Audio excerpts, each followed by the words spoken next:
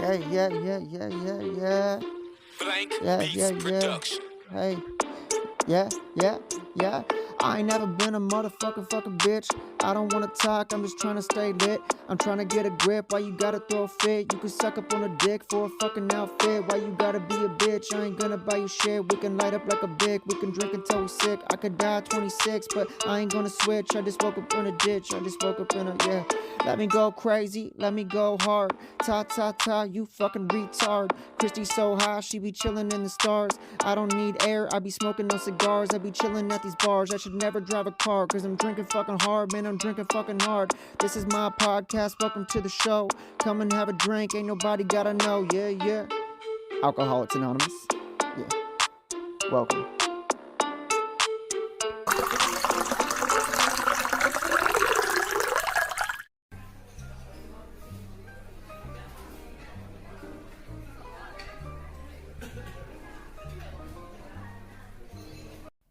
It was the fucking best though. Like, yeah, like, sir, like, what are you fucking talking about? I'm like, you're an alcoholic. Like, you have a drinking problem, obviously. Like, that's how you end up in my office. Like, I'm your doctor.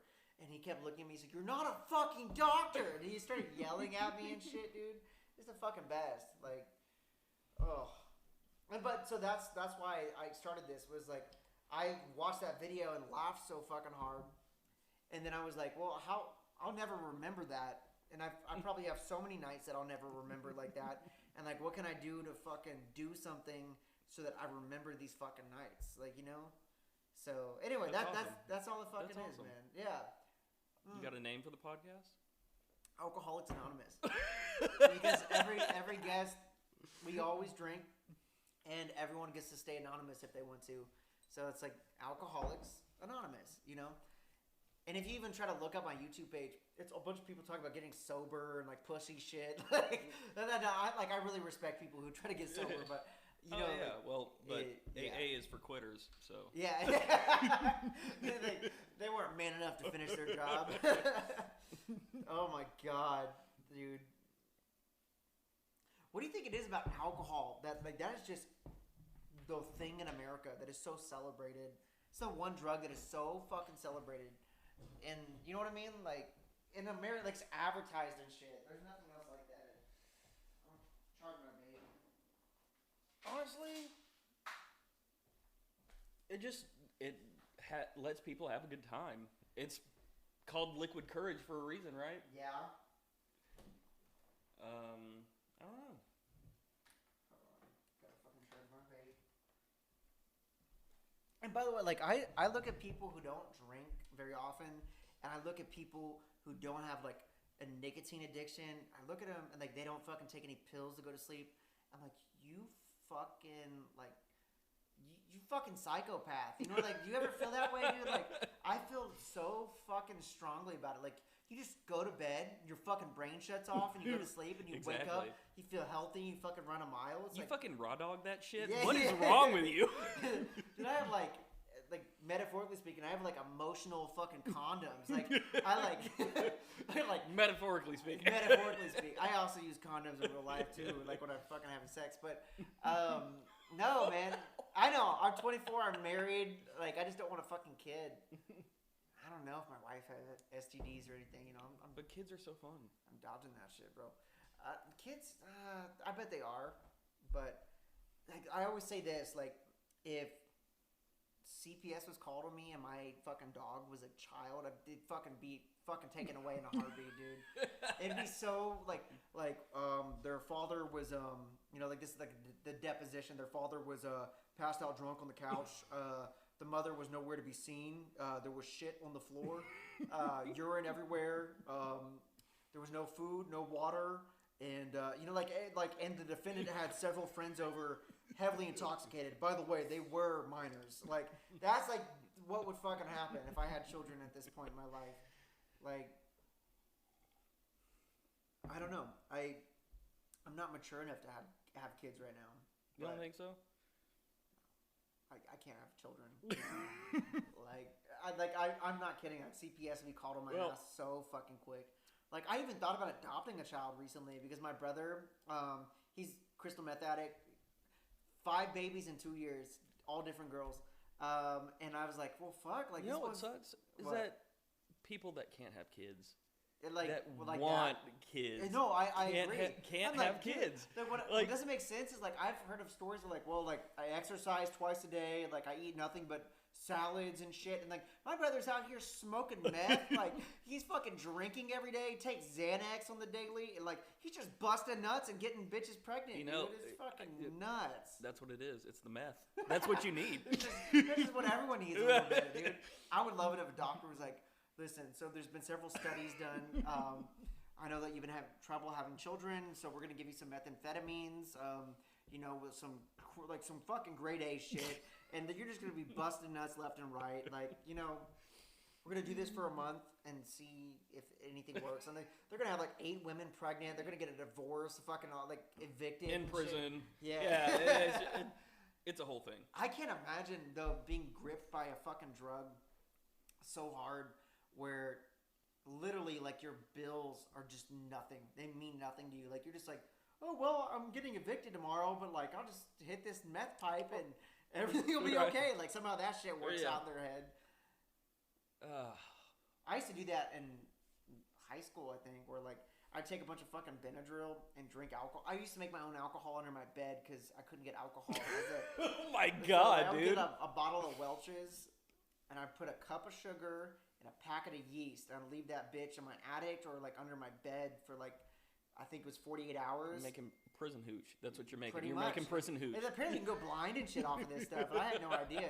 Here I am, like 19 years old. Like I just want to get drunk, and here I am, like I have a project due tomorrow. I'm like, if I just get drunk tonight, like somehow it would just work out in my head. Like let's just get drunk and see what happens in the morning. Like as if my fucking project is gonna do itself overnight, and then yeah. But I wasn't a bad student. I graduated top of my class, so like obviously. It's either like I was smart enough to like make good grades, or everyone else was too stupid to fucking do better than me. So like I made a B in one of my classes, and like I still made top of my class, bro. It was Dude. fucking. There was some. I hate you. But I also went to school. Like this isn't a joke. I went to school with a bunch of people. They were mentally challenged. So like a lot of people in my class were mentally challenged. So like I was just like topping these motherfuckers on grades. Dude, I had like so many like spelling errors in my essays, and like I still made fucking like they're like, well, you did better than Timmy over here. Like I'm like, yeah, man. Where did you go to school? It was a tiny Christian school, right next to North Star Mall down Blanco Road. San Antonio, right? San Antonio, yeah, that's what it. It was fucking funny, dude. Like. There was this one dude, he didn't have any disabilities, and he graduated the lowest of our class, and he was just fucking a lazy piece of shit, dude. It was fucking pretty funny. Damn. Yeah, I made fun of him. Like, I was like, dude, you're fucking stupid. I was like, you realize that, like, this person's got, like, literally, like, autism, and you still fucking scored less than them on, like, these fucking tests. Right. And he's like, well, you know, like, fuck you, bro. What does Like, that show you? All you have to do is apply yourself. Apply yourself, kids. or just do a little better than the person next to you, you know? It's like if there's a zombie apocalypse, you don't have to be the fastest. Make sure like the fat dude in the back is like fucking, you know, like in last place.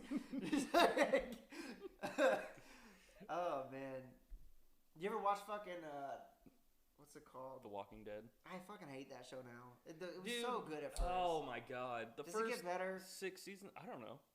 I stopped watching after the 6th season. Dude, I cut it off like season after it was season 3 episode 1. I was like, fuck this. Like, I Dude, can't season do it. 3 was really good. But yeah, Really? it just got derivative. Like it.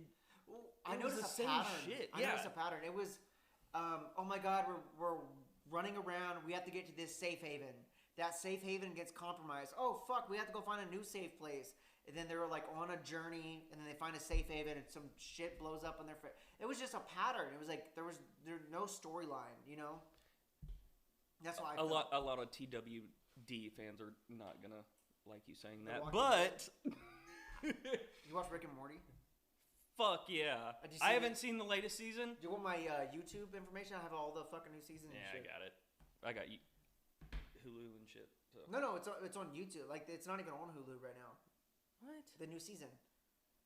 Oh Yeah, my I have it God. on my YouTube account. Like, and I don't know if you have a smart TV. You can just stream it from your phone on your fucking smart TV. Dude, It's the that's best. kick ass. Oh, yeah, I have the new season. Yeah, man, it's my fucking favorite show. All right, let's get down to it. Down to the serious stuff. Should I get started on this? Do you believe? Yeah. Oh fuck! I'm just kidding. It's been going for like 10 minutes. I know. I see the reflection in the mirror. Fuck me. I'm fucking paying attention. All right. Try what? Do you believe in aliens? It's kind of like I feel like you're ignorant if you don't. You know what I mean? Like fuck, you're so ignorant if you don't. Like I'm a Christian. I believe in God. You know, but whether or not you believe in God or not, it has nothing to do with aliens. Like if you even believe in a God, it's like why would God make this tiny like little dot in the universe and that's the only life? You know what I mean? Like, and then on top of that, it's like just by random chance that the universe is infinite. Like there's bound to be something life. You know what I mean? Right. Right. Yeah. So, like, exactly, the universe is infinite. And in the foreseeable sky are billions of planets. How are we the only one with life?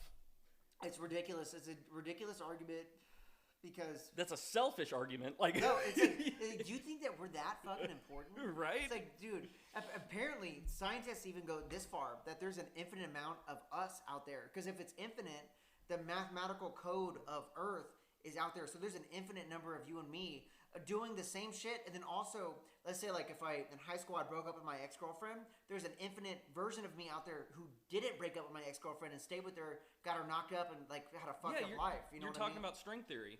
Yeah, no, like, multiple dimensions. Yeah, no, and like scientists say that that's real. Like really well respected, like fucking whatever they're called, physicists or whatever. Like Neil deGrasse Tyson says that. I don't know if you know. Yeah. Hell yeah. I love his Joe Rogan Dude, podcast. He's a badass. He's so I fucking fucking love cool. him. Oh my god! You ever hear him go off on like the calendars? He starts talking about how like the Catholic Church made the best calendar, and he went on this fucking 30-minute rant. He goes, "Cause it's a fucking good calendar," and like he just dropped it right there. I was like, "Fuck, man." He's really passionate about his fucking calendars and shit.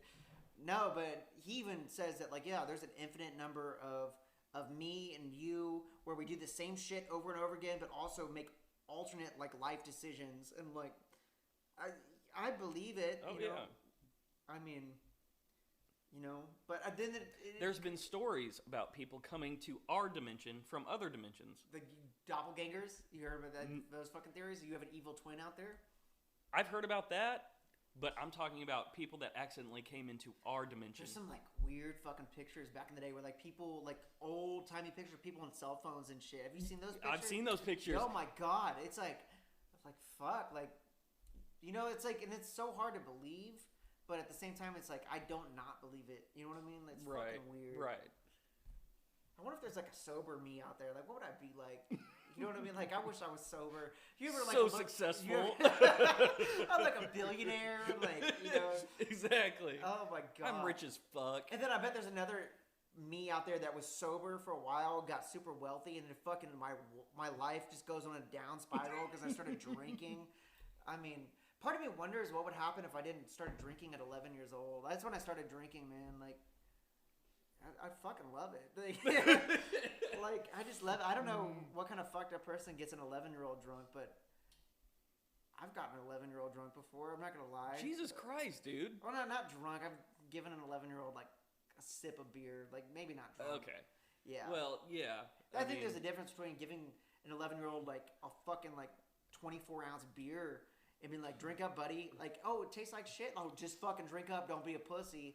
If you're gonna edit this, I think you should edit that. I don't out because I don't edit anything.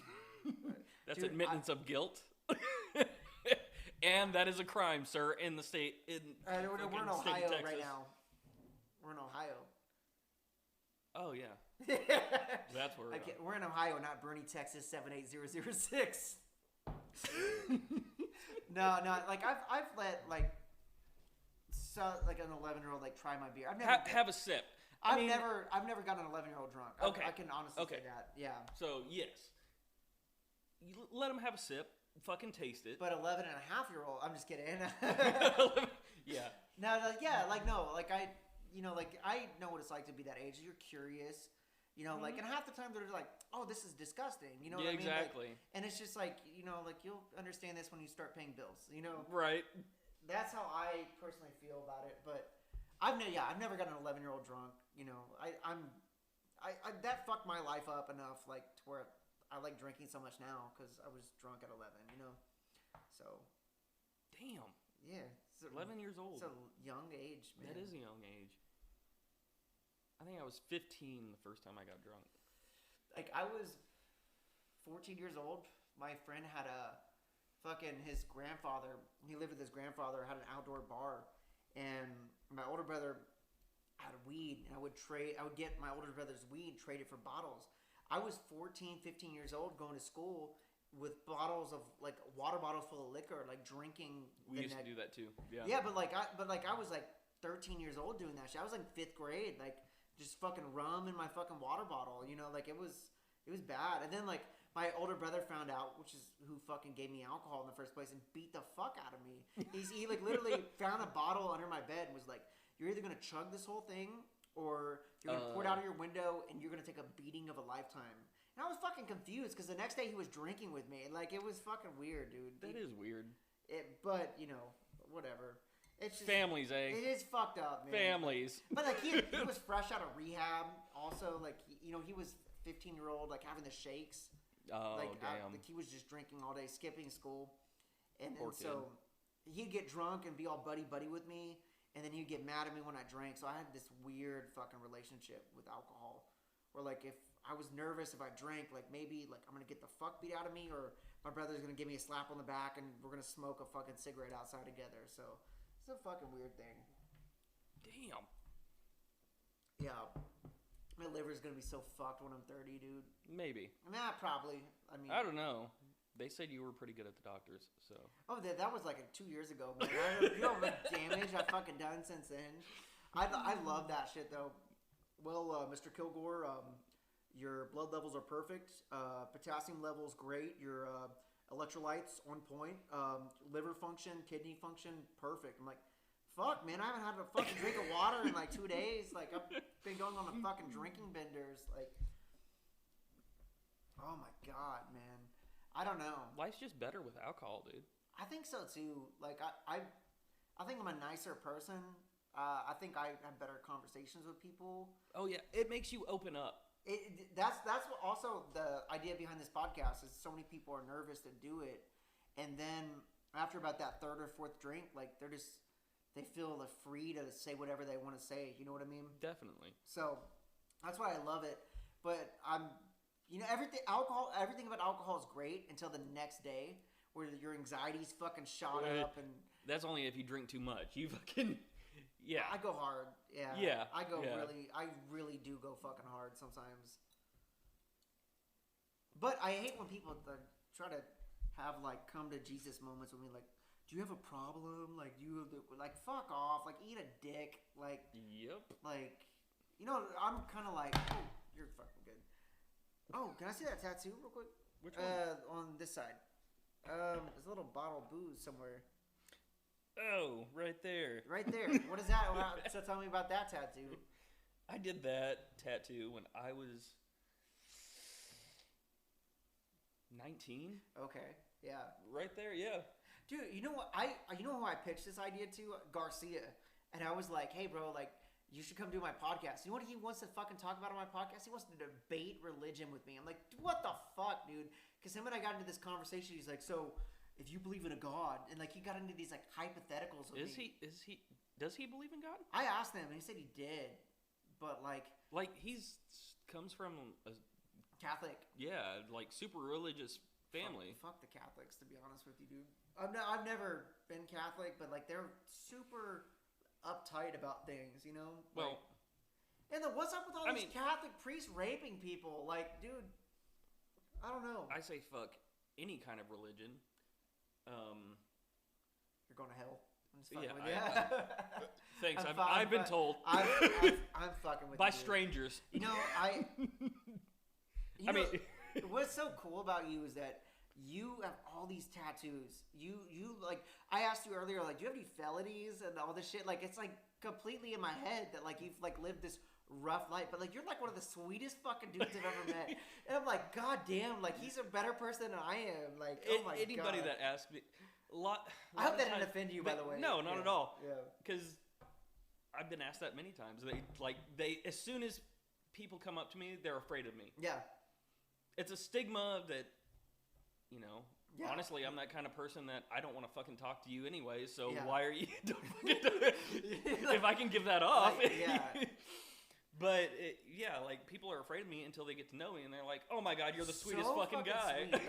Like I look at you and I'm like, oh, this guy definitely ex-meth head, definitely. Like, you know what I mean? It's like that, and then it's like, fuck. Like that's why you can't judge people. You really can't sit and judge people. Exactly. You know what I mean? Like you just fucking can't do that. Cause like you're a prime example. You tatted up and you fucking sweetest dude I've ever met. You know, you have fucking kids. You're like your kids, like your daughter's like a daddy's girl. You know what I mean? Oh yeah, Like, she is. one of my favorite stories was you and I were drinking one day, and you pulled up this fucking hardcore screamo band. You're like, this is my daughter's favorite song. I was like, fuck. Yeah. I don't remember what that was. Yeah, it but, still is. Oh my God, dude. Yeah. Dude, but it was like hardcore. Like, I mean, you could walk into like a devil worshipping session, and that shit's playing in the background. They're fucking sacrificing goats on an altar, and it's like that's what that shit sounds like. But then, like, it's just like, it's so goofy. Her favorite song is actually my best friend's band, Ursus. Yeah. Yeah. It's Dead Eyes by Ursus. That's her favorite fucking song. That's fucking Take her to nuts. daycare. I'm like, okay, baby, what do you want to listen to? Either it's Elsa or Ursus. She's in the car on the way to, like, how old is she? She's fucking 3. She's on the way to the car, like, Dude. And she always says she loves the tattoos and my piercings and everything like that. She always says, when I get big, can I have tattoos? I'm like, yeah, baby. Of course you can. Like, of course. I'll sign the waiver when you're 15. Yeah. And, No, you can't do that. 18? Is it 18? Yeah, it's 18. Okay, you gotta be 18. In the state of Texas, it's 18 years old. Even if with parental... You go to other states, though, right? I think it's Oklahoma, Colorado, you can be 16 with parental. Wow, man. Yeah. I would love to have some tattoos. I'm just always too afraid to put them on my body. Dude, start up here. Start up here. No, but I want it to be visible. I get where you're coming from. A lot of tattoo artists won't do that though. Really? Yeah. I've never thought about the tattoo ethics of obviously y'all probably wouldn't in certain places wouldn't tattoo someone that's fucked up really drunk. Yeah, no, that's illegal. Is it really? Some shops will do it though. I mean, I'm sure some some gas stations will sell alcohol to minors. Exactly. Yeah. It's the same concept.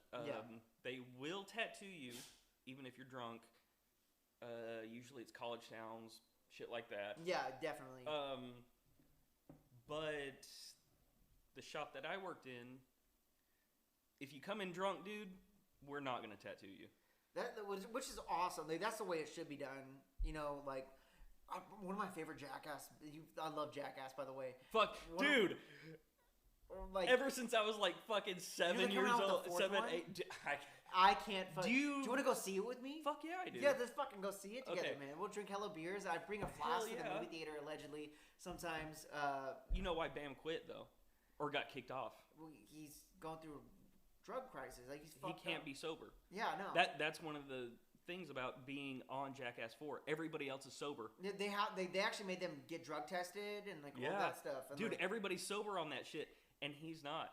Well, you know what I looked up what he was taking, and his physician has prescribed over 32 medications to him. But they're prescribed, but shit. no one needs that much medication. He was listing he's Adderall, he's on all of this other shit, antipsychotic medication, but then all the time he's drinking too. So Dude. it just counteracts his fucking. That's fucking Michael Jackson type. No, shit. dude, what I love about Michael, I don't love this about Michael Jackson, but I love that most artists are give some painkillers, some Adderall, they got the generic fucking things prescribed to them. My back hurts, I need fucking painkillers. Michael Jackson was like, fuck that, I need an anesthesiologist over my Dude, fucking house. right? And like, what's fucking nuts is that he hired this doctor to watch him while he sleeps under anesthesia, and he still fucking died. Like, fuck that, dude. Like, it's fucking nuts. It's a conspiracy. I know it is. I know it is. But apparently what they say is that the doctor left for a little bit, and Michael woke up and hit the button and got another dose. Oh, yeah? That's what they say. But I don't fucking know. They say a lot of shit, though. You have a licensed physician watching over you while you sleep. You shouldn't die from that. You know what I mean? You know, they say a lot of shit. It's like him being a pedophile. Did you see that fucking Leaving Neverland? Yes. Did you hear what Dave Chappelle had to say about it? I didn't. He's like, don't watch that shit. He's like, it's like sticking baby dicks in your ear for 3 hours. Well, I feel bad for Michael. Just the way he was raised. Oh my! He had a terrible dad. Oh yeah, I think where he started, he wanted to be a child. That's what he wanted when he was an adult. Mm-hmm. He wanted to go back and live his childhood. That's why he had Neverland. Exactly. And all that shit. And then the allegations of child abuse and sexual abuse came out. I think part of him wanted to be a child so bad, but then there's so many things I can say about this. When you go through puberty, your fantasies sometimes get mixed with your sexuality. And so if he's thinking about, like, I just want to be a child, and like I want the cotton candy machines in a fucking mansion with like fucking elephants outside, like I think that really, if you've never been able to be a child, you want to relive that. But then when you're going through puberty, that really does get mixed with your sexuality. You know, That's interesting. You ever think about that? Like, I did not know. Because like there's certain things that apparently they say when you're 11 or 12 years old, 13 years old, like right at the start, like even before you hit puberty, there's certain things like, for instance, I don't know if you remember Gilligan's Island. I never watched it. Yeah. But there's this scene where there's a woman and she's like in quicksand, but it shows like the top of her breasts, but nothing else. And there's a famous comedian who has a quicksand fetish, and he actually went on a podcast called Dr. Drew's podcast. Oh, really? Yeah, and they were saying like when you're 11, 12 years old, what you are exposed to as a kid really puts a stamp on your sexuality. So if Michael Jackson as a child is fantasizing about, I just want to be a kid, I've never been able to be a kid, and he just wants he wants to live in Disneyland, and then as he's going through puberty, that's going to really lock into his head. And then if he, like that's how like he's interested in children. But then I also heard that Michael Jackson, sorry to rant, but Michael Jackson apparently was chemically castrated as a child so that his voice would stay a certain tone. But that would mean that he can't bust nuts, like is what that means. So that would either, if he was chemically castrated, that would instantly put all of those kids' allegations away, because they were saying he was busting nuts on him and shit. And I guess it's gross. The whole thing is gross to even think about. But I don't know, man. I mean, like, I'm sure you could probably look, like, not to be like fucking weird, but you could probably look back on certain things you're into sexually now that as a kid you were exposed to, and like, you know what I mean? I can't think that far back. Really, I can look back and like think about like the first like porn I ever saw or something like that, and like to this day that is my sexual preference. Really? I can look back at that. I don't watch porn anymore, but like I can really look back and remember like certain things that I saw that like were just permanently like are so that's what you're like attracted to because of what I saw at such a young age. Yeah, man, I don't know what it is. This is weird, but like this is all anonymous, and like I have one subscriber. I was in 3rd grade, and there was this fucking chick I had a hugest crush on in 3rd grade, and she was sitting in front of me, and we were in choir actually, and I saw her butt crack, and for some reason like she had a big butt for like a 3rd grader. I mean, that sounds so fucked up out of context, but like. Ever since then, I was just like fucking into like big asses. Like I just saw like the top of her butt crack and being infatuated with it, and then being like ashamed of being interested in it. Yeah. And then like, I just come to think of it, like that's just how like I got into things. Like I was a weird 3rd grader. I had armpit hair in 3rd grade. I hit puberty very young. Wow. Yeah, man. Wow. I was like really into girls in 3rd grade. I don't even know what age that is, but I just remember it was third grade because it was the first year I ever went to fucking school. I was homeschooled my whole life, so yeah. Wow. You know what? That kind of makes sense. I think my first real crush was on a redhead. Dude, I'm married to a redhead. Are you really? I've never met her. I would love to meet her though. Yeah, she's a sweetheart. Does she drink at all? A little bit, yeah. She doesn't. Then not like us. Have very meaningful conversations. Not like us, but she. Dude, that's what fucking gets under my skin. Is like, I'll sit down with my wife and have dinner, and I'll bring out the bottle of wine, and she drinks white wine. I drink red wine. She has one glass. My bitch is almost gone. Right? Fucking like. Dude, when I used to drink wine, I would go through 2 bottles of Pinot Grigio and just fucking black out.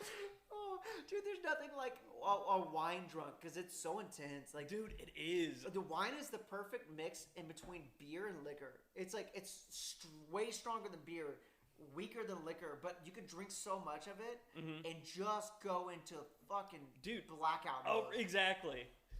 1 minute you're talking about something, the other minute you're like, Dude, but what's crazy about it is people who see wine, like, for instance, sometimes the reason why I buy it is I can make a dinner, and my wife doesn't say shit about me having 4 or 5 glasses of wine at dinner. And, like, it's like, it looks innocent. It's like, it does. This filet mignon is so fucking good. It's like, you're filling the glass up that much. Dude, to the brim. And my wife's like, all right. Like, she's like, oh, he had a glass of wine. It's like, no, you fill that bitch to the top. That's half a bottle. It's like a half a bottle. And the thing is, like, she's like, oh, well, like, that's all he has. I got like another bottle like hidden under my kitchen sink. Like I'm trying to get turned up. Replace it. Yeah, I've done that shit before, dude. Like, or this one time. Oh, you can go. Yeah, you gonna go piss? Yeah. I'll just keep talking. It's cool. No, so the first time I ever touched my dick, it was really weird. Like, what the fuck? I'm just fucking with you, bro.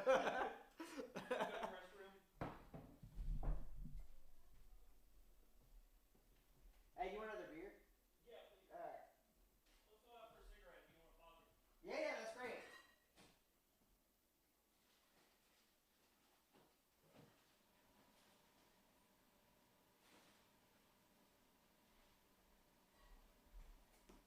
Hey, baby. This is going really well. How much did you pay Chelsea? Like $20, but I also let her have like all the free drinks she wanted. How much did you spend today at Walmart? Okay, so I'm gonna go ahead and pause. No, but about the first time I ever touched my dick, dude, it was fucking weird. I'm just fucking with you. My wife just looked at me. She's like, "What the fuck?" Oh my god, no. We got really off track. We fucking did. Fucking aliens, dude. We went from aliens to Michael Jackson to like how people form fetish. That's how I wonder like what. How do people like form like foot fetishes and shit? Like I've never. I don't know. I've never been attracted to feet in my life, man. Fuck, dude. Feet gross me out so bad. I don't even touch my wife's feet. Really? They're gross, right? Fuck not just like your wife's feet in general. Just like feet in general. It's like if you think about it, like you're wearing shoes all day, and like your sock is like a bag, and your sweat is just marinating your fucking feet all day long. It's just It's like adding salt to fucking like it's just whatever it is. It just smells like shit. No, but like I've never been into feet. I could never imagine like wanting to like touch people's feet and like push them together and put my dick in between. I'm like, fuck that shit, dude. Right? What? Who the fuck wants that? That's my husky. I fucking love huskies because they don't bark. They make weird noises. They talk to you. They're like. Like it sounds like a. No. I was gonna say something mean, but I can't say that. I was gonna say it sounded like a special needs person trying to ask for like a glass of water, like. Oh my god! Hey, husky. Do you think aliens are among us? To get back on topic. No, I don't. You don't I don't think they're among us. I think we would know that. I do love Mark Zuckerberg though. I don't know. There's fucking people that sometimes I'm like, God damn. Like who? Like me? No. But there's ugly motherfuckers out there. Like you imitated a fucking. I think human aliens being. wouldn't understand.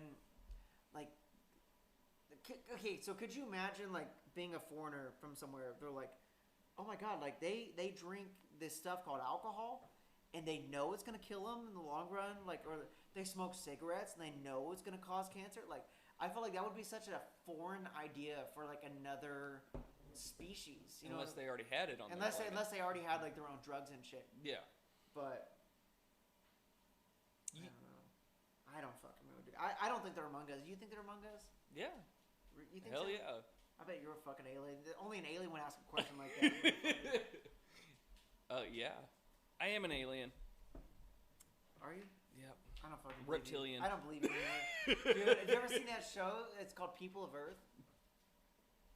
No, The writers from The Office wrote it, and what it is, it's an AA group for people who've been abducted by aliens. It's the is it fucking hilarious? It's the fucking funniest show in the world. Like there's like this fat dude with like this beard. He's like, the first time the reptilians took me, he like fucking goes off, and then like, oh man, it's so fucking funny. It's the best show in the world. They did 2 seasons and canceled it, but that's what it was. It was an AA group for people who have been abducted by aliens, and I highly recommend it. But it was so fucking quirky, dude. It was so cool.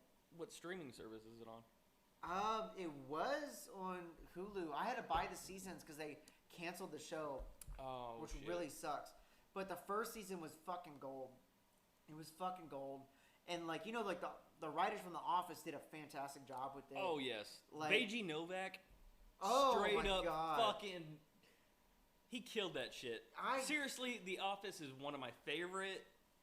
Fucking serious. So? Wait. Let's do this. What is one of your favorite Office moments? Oh my God, there's so many. Should I do the Dwight thing? Every one of them. I love. What is that one scene where like Jim is at a different. He's at a different branch, and he sends a fax to Dwight. And he's like, "This is Dwight from the future," and he's like, "This morning someone poisons the coffee." He's like, "Don't let anyone drink the coffee." He like runs up to Stanley. He's like, "No!" Fucking slaps it out of his hand. And You'll thank me later. You'll thank me later. The fucking best. Oh man, I wish I could. I always want to do this where like I wish I could erase my memory and go back and watch certain TV shows for the first time again. Yes. Breaking Bad is another one of those shows for me. Never seen it. Gotta watch it. Never seen it. Gotta watch it, dude. Breaking Bad is one of those. Rick and Morty is one of those. The Office is definitely one of those. You know, like there's just certain things you just want to erase your memory and experience something for the first time again. And because I feel like after like watching a show like The Office, you're chasing a high that you'll never find again. Exactly.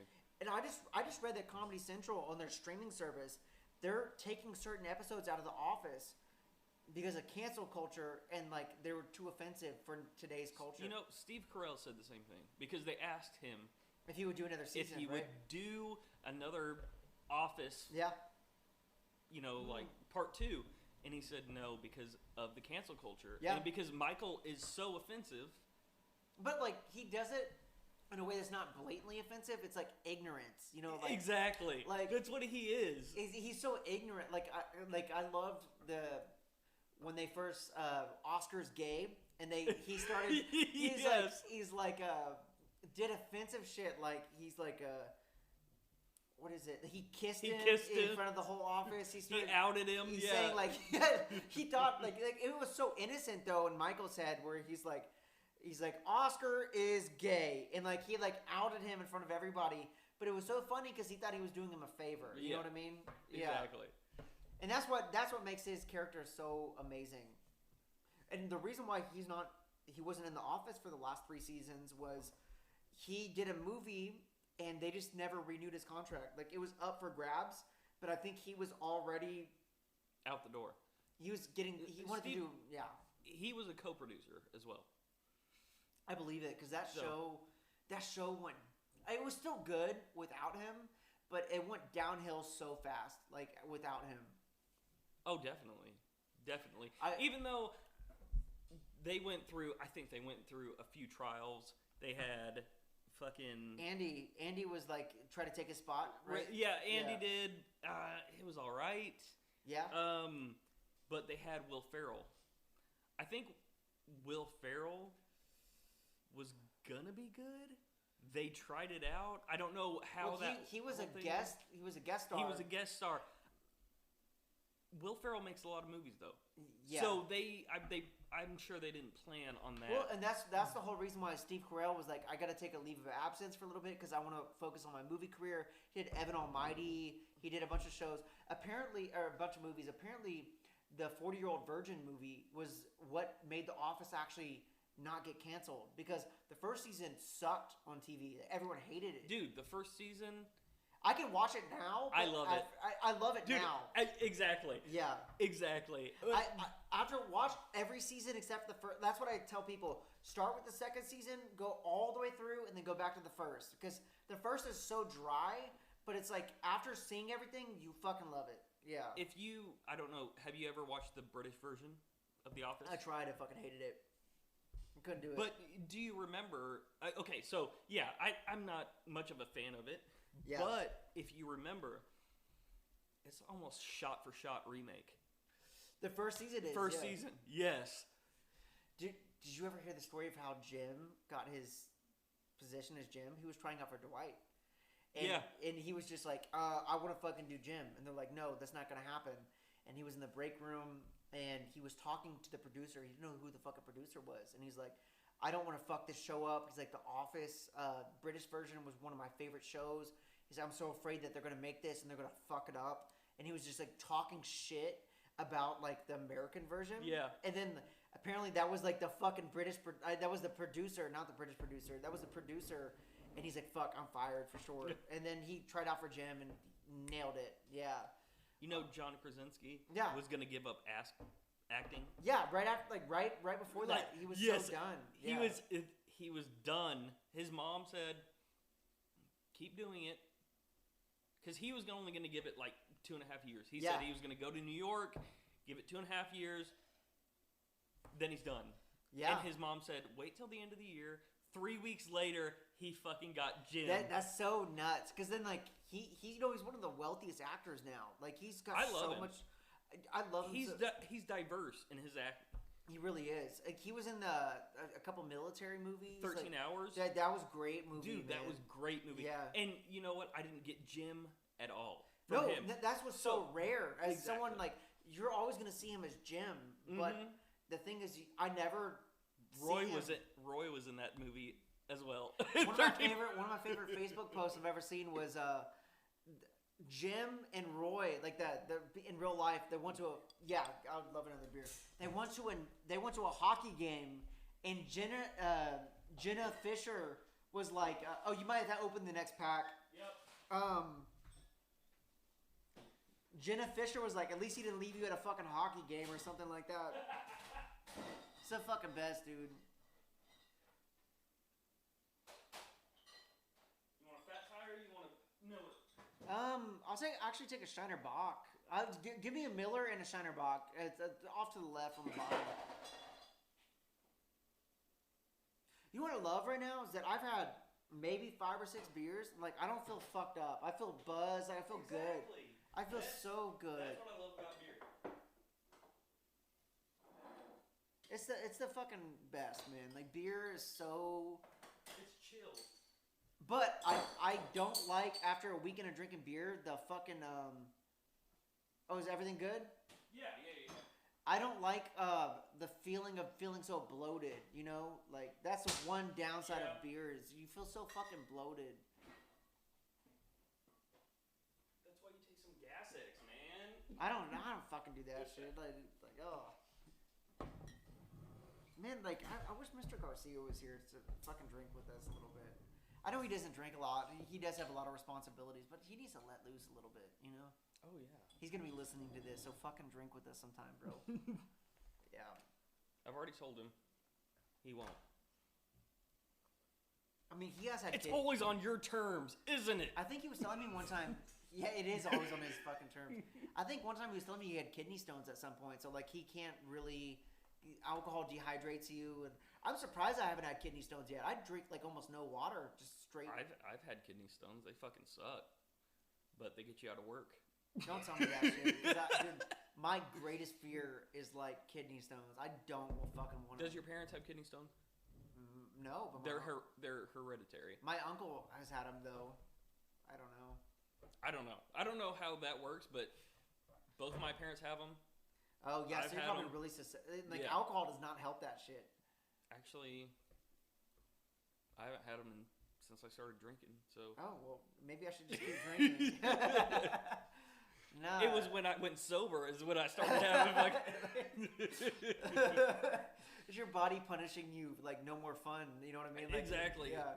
Like, oh yeah, you don't want to have fun anymore, bitch. Like here, fucking shoot this out your dick hole. Exactly. Like, God, dude, I really don't ever want to have kidney stones. But like, what I'm so surprised is apparently if you piss like clear like liquid, you have healthy kidneys. And I'm like, how the fuck do I have healthy kidneys? Sometimes, you know, like.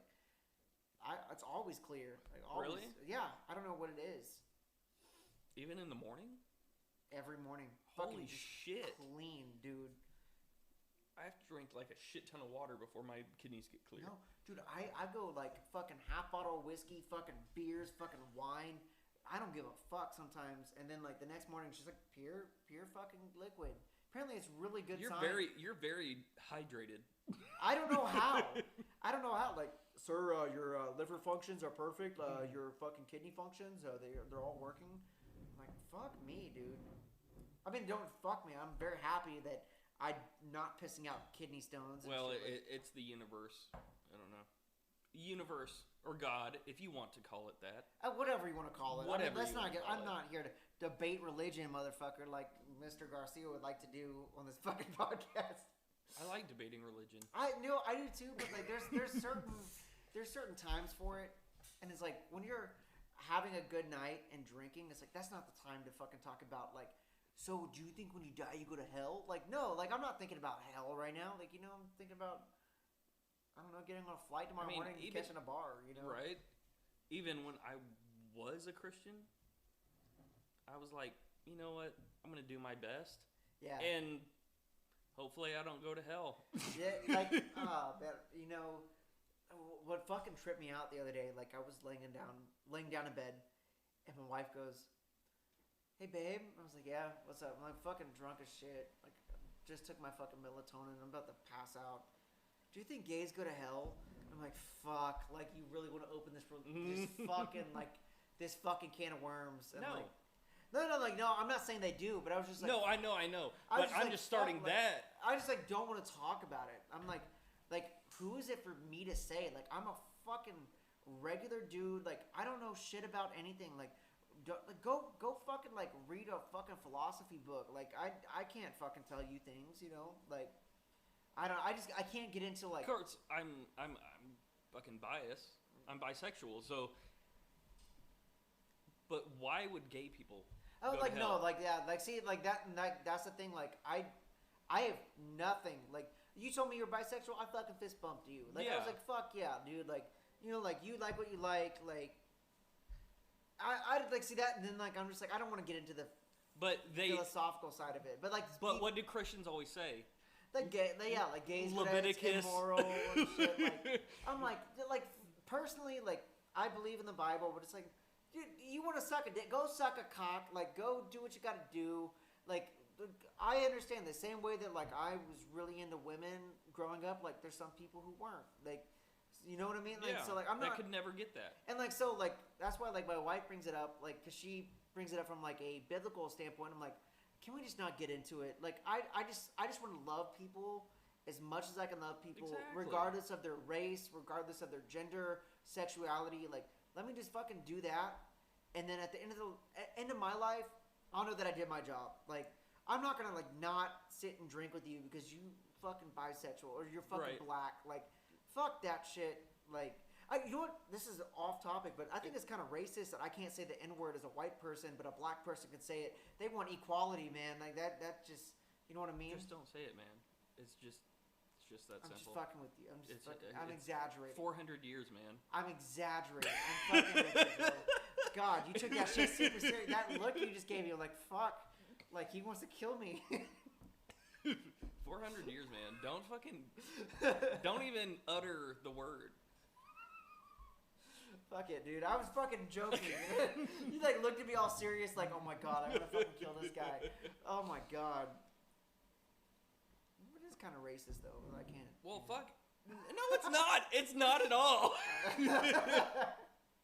No, actually, I do come from a long line of slave owners, so it's not cool. Holy shit! I really? do. Yeah, my fucking family owns slaves. Wow. That's crazy. In Mississippi. Damn. Can I tell you a really fucked up story? It's very fucked up. I would love a very true story to hear that. Yeah. This is very fucked. It's gonna sound like I'm talking shit about my family, which I am about to. I went to my grandfather's house. I was probably like 12 years old, and he had this black and white picture of it was like a Polaroid, and it was a black dude being hung from a tree. Holy shit! What the fuck? It just gets worse. It gets worse. And I asked my grandfather about it, and he's like, my brother Bobby was pulling the rope, and I was like, fuck. Like, dude, my family was like just a generation ago, fucking racist as shit. But you're not racist, right?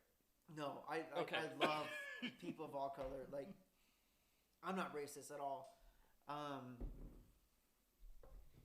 But yeah, man, that just shows like how recent that shit really was. That like just a generation ago, my grandfather was holding up a picture of a black man hanging, saying it was his brother doing it, and he was okay with it. Like he kind of like giggled about it.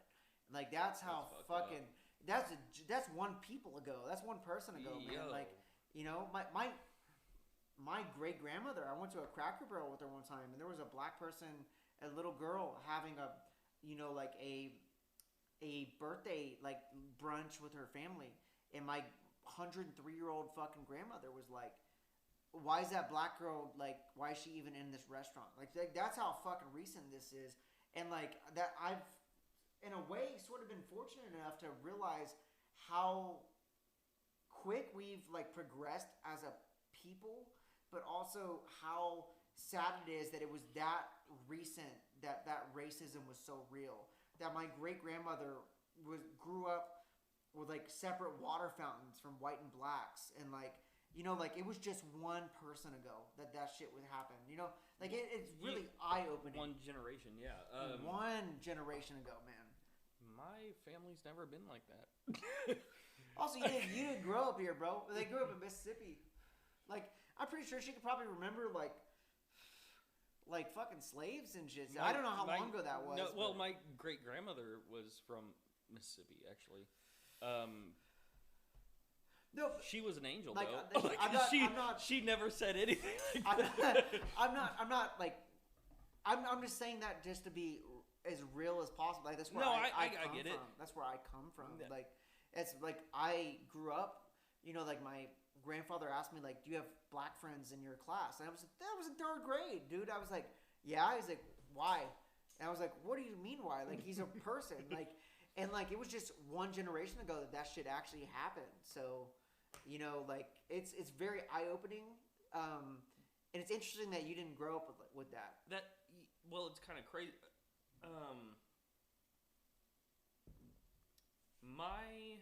So the Petersons. Yep. Came to America in 1890s, something like that. Yeah. No, sorry, 1860s. 1860s. Okay. Okay. They never owned slaves. Is that Darth Vader? It looks so much like Darth Vader. Are you fucking kidding me? No, man. Are you fucking kidding me? God, I gotta stand up for this. Lamb of God. Yeah, you're definitely going to hell. I'm just kidding. What does that say? Oh, no. Megadeth? Megadeth? You know who Megadeth is? No, I don't. Oh my god. You're 4 years younger than I am. What the fuck do you mean? Megadeth.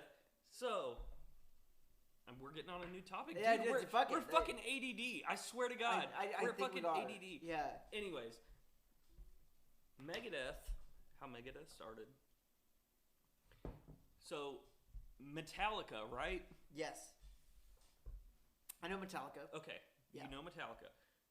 So you got James, who's lead man. Yeah.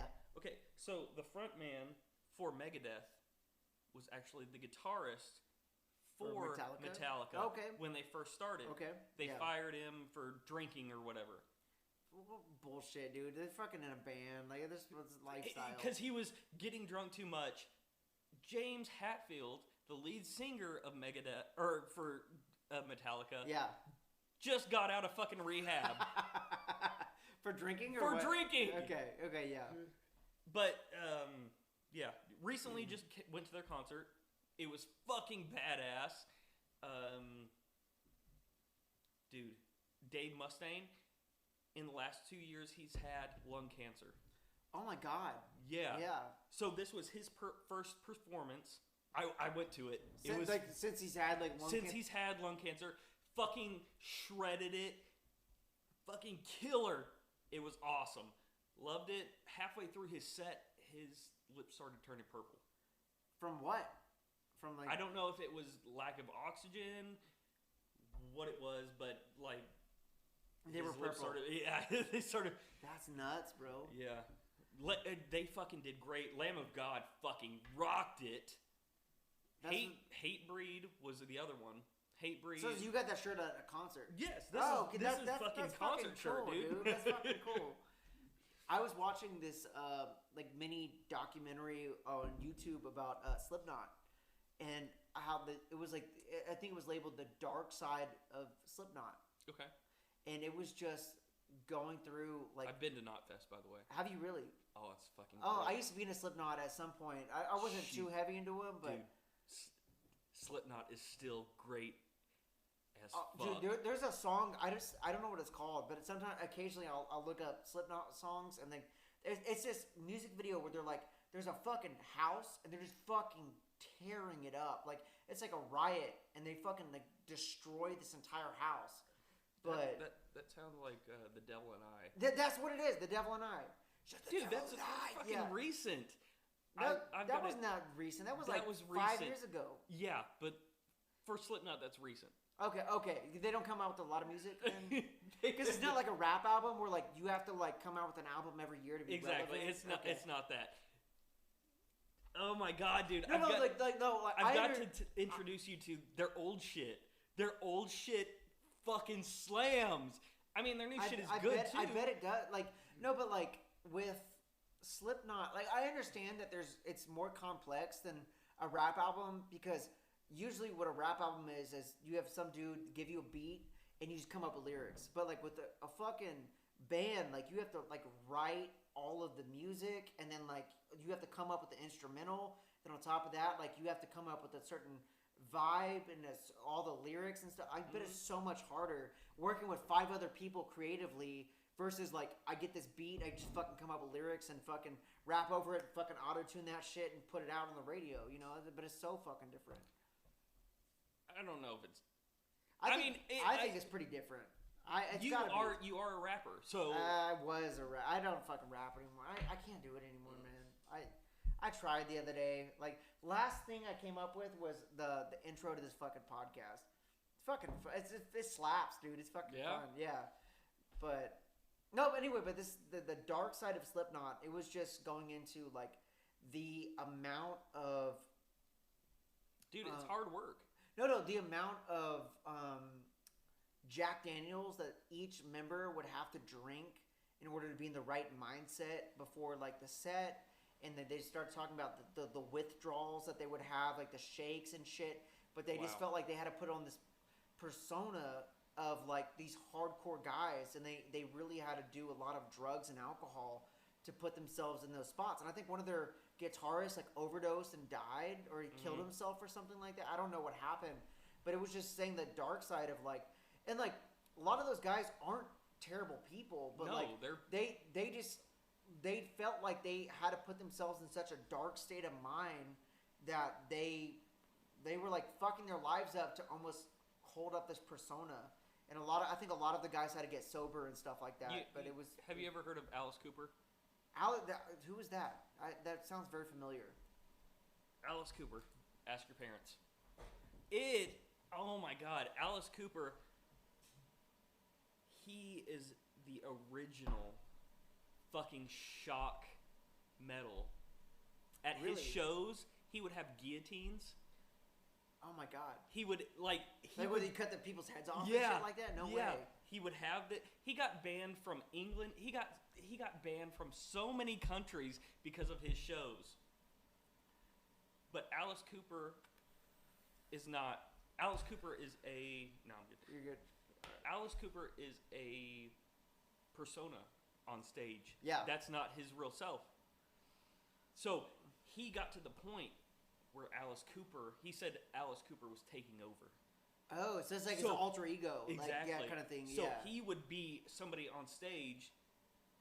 He said Alice Cooper was taking over. So he would wake up in the morning, fucking drain, fucking 3 tall boys, and then get his day started.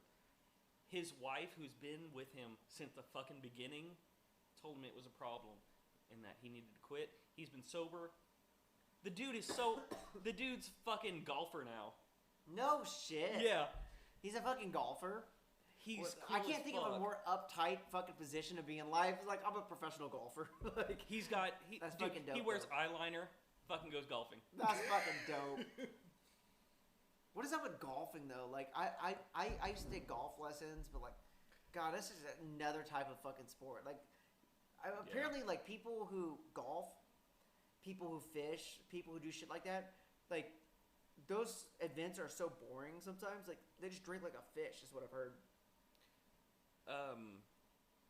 I was 10 years old. My dad got me into golfing. Oh, really? Do you like golfing? No, I don't. Let me finish my story. I'm like, oh shit, I just like shit on golfing. I'm like, oh fuck. No, I don't. I have a story I gotta tell you in a second, but continue. Okay, go. So, we were at a par 4. Yeah. I was 10 years old, maybe 11. I made it in a par 3. Okay. I got it under in a par 4. Okay. I don't know if you know what that means. I don't know what that means. I haven't played golf in so fucking long, dude. That means I beat the course. Okay. Whatever it was supposed to be, I beat that course. Yeah. And then I quit. You just fucking quit at that. You had like a perfect golfing career. Exactly. Like, I'm done. Like, my dad brings it up to this day. My dad loves golfing. What I do when we go golfing, when he makes me go golfing, I fucking drive the go-karts and try to crash into people. And then because one of my brothers, I've got 3 brothers. One of my brothers is into golfing. Yeah. And he's like, dude, you could have been so good. Why don't you just do it? Why don't you just whack the ball with it? And then I'm drunk. I'm like, fuck you! And then fucking ram his cart.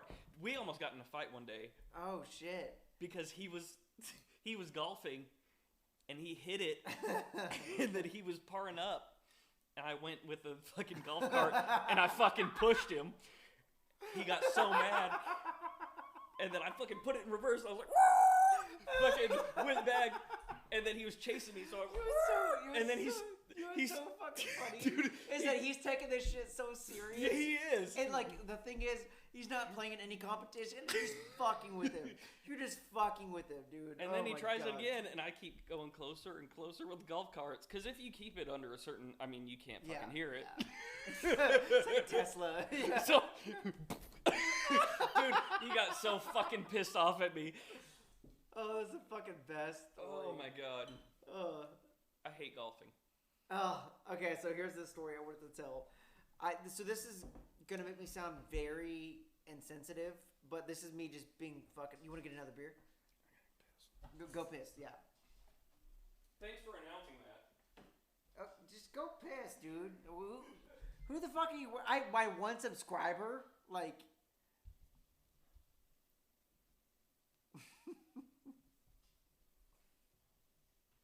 Okay, so here's the story that I was gonna tell you. All right. By the way, this is gonna sound very insensitive and very fucked up. But this is me compared to your grandfather's story. Oh, this is really bad. Like what I'm about to tell you. is really fucking bad. So I'm talking to this guy. Oh my god! Right? I'm talking to this guy. You had to sigh, so. Because it makes me sound like a piece of shit. What do you mean you're talking to this guy? So like I met the guy's actually coming over in like 20 minutes that I'm about to say a story about. So this guy, he met Chelsea, and he was homeless and like he needed a place to stay. Chelsea had a spare bedroom. I was the one who was like, hey, like she has a spare bedroom. Why don't you pay rent? Like maybe we can hook this up. Anyway, so me and this guy start drinking, and this one day we start talking about like ex-girlfriends, and he starts telling me. I told him about this ex-girlfriend of mine that would like go on like if I left her, like she would fucking kill herself, and she would go on with this whole spiel. Oh damn! So like she would just like she was so, but she would do it in like a manipulative way. Like well, yeah, sort of like she would never actually kill herself. She was just saying that to try to get me to stay. That's always what it is when you threaten to leave. It's always manipulative. Here's the fucked up part. So this guy starts going to this. He's like, you know, I had a very similar situation where. He's like, this one girl, he's like, she cheated on me, and he's like, so I left her. She kept hitting me up, saying like, oh, like I'm gonna fucking kill myself, like I'm like whatever, like if you fucking leave me, like I'm gonna kill myself. And then I interrupted him, and I said, you know what, dude, I fucking hate people who do that. Like I was like, yeah, those pieces of shit. I was like, I went on this rant where I was like, those motherfuckers, like. Trying to manipulate you to stay with them, like those motherfuckers, like they don't know that they shouldn't even be able to do that. Like it should be fucking illegal for them to go on a rant about how they're gonna fucking kill themselves, and it's so fucking selfish. And like I got so hateful. I was so angry. Okay. Yeah. I was so like, you're getting a little angry right now. I was like this. I was like that. I was like, I can think back at like these fucking bitches that fucking did that. I started ramping up. I was just fucking. I fucking hate people that do that. Like I got so excited and so fucking angry. I was like, how dare they? Like, how dare they fucking do this to people like us? And we're just nice guys, and we just fucking, we care. And we don't want them to fucking kill themselves, but then they never fucking do it. And then I just went on this rant. All of a sudden it got silent, and he goes, she actually killed herself. And I was like, fuck. Oh my God. I was like, fuck. I was like, fuck, dude. I really fucked up. Because, like, I just interrupted him because I thought I knew where he was going with this story. Because I've lived it. I've already gone through it. And then all of a sudden it's like, well, yeah, she's fucking dead. I'm like, fuck me. I'm like really good buddies with the guy now, but I mean, like, oh my God, dude, like, it was very embarrassing, very like, I felt so guilty about going on this rant about how selfish people really are about killing themselves. But on that blue moon, there are some people who say that who really will execute that fucking what they say. How does this relate to my golf story? I didn't say it fucking related to your golf story. I just said it's a fucked up story. Okay. Yes. It's just a fucked up story. Because, like, I mean, like, I really, like, I shat on this bitch. I was like, I fucking, like, went into details about how much I hated her. And I never even met the girl. And then all of a sudden, like, oh, yeah, she killed herself. I'm like, fuck. And, like, it's a messed up story.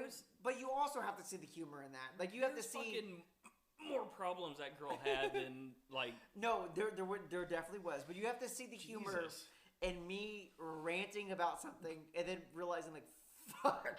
Like, that would be like me ranting about how much I hate Chinese food. And then I found out the person I'm talking to, like, their whole life is devoted to Chinese food. They got, like, a fucking degree in making Chinese food or some shit like that, dude. Is there such a degree? Yeah, dude, it's called Making Chinese Food 101. Oh, okay. Beer sip. Do you have any fucking stories like that where, like, you just kind of made an ass out of yourself a little bit?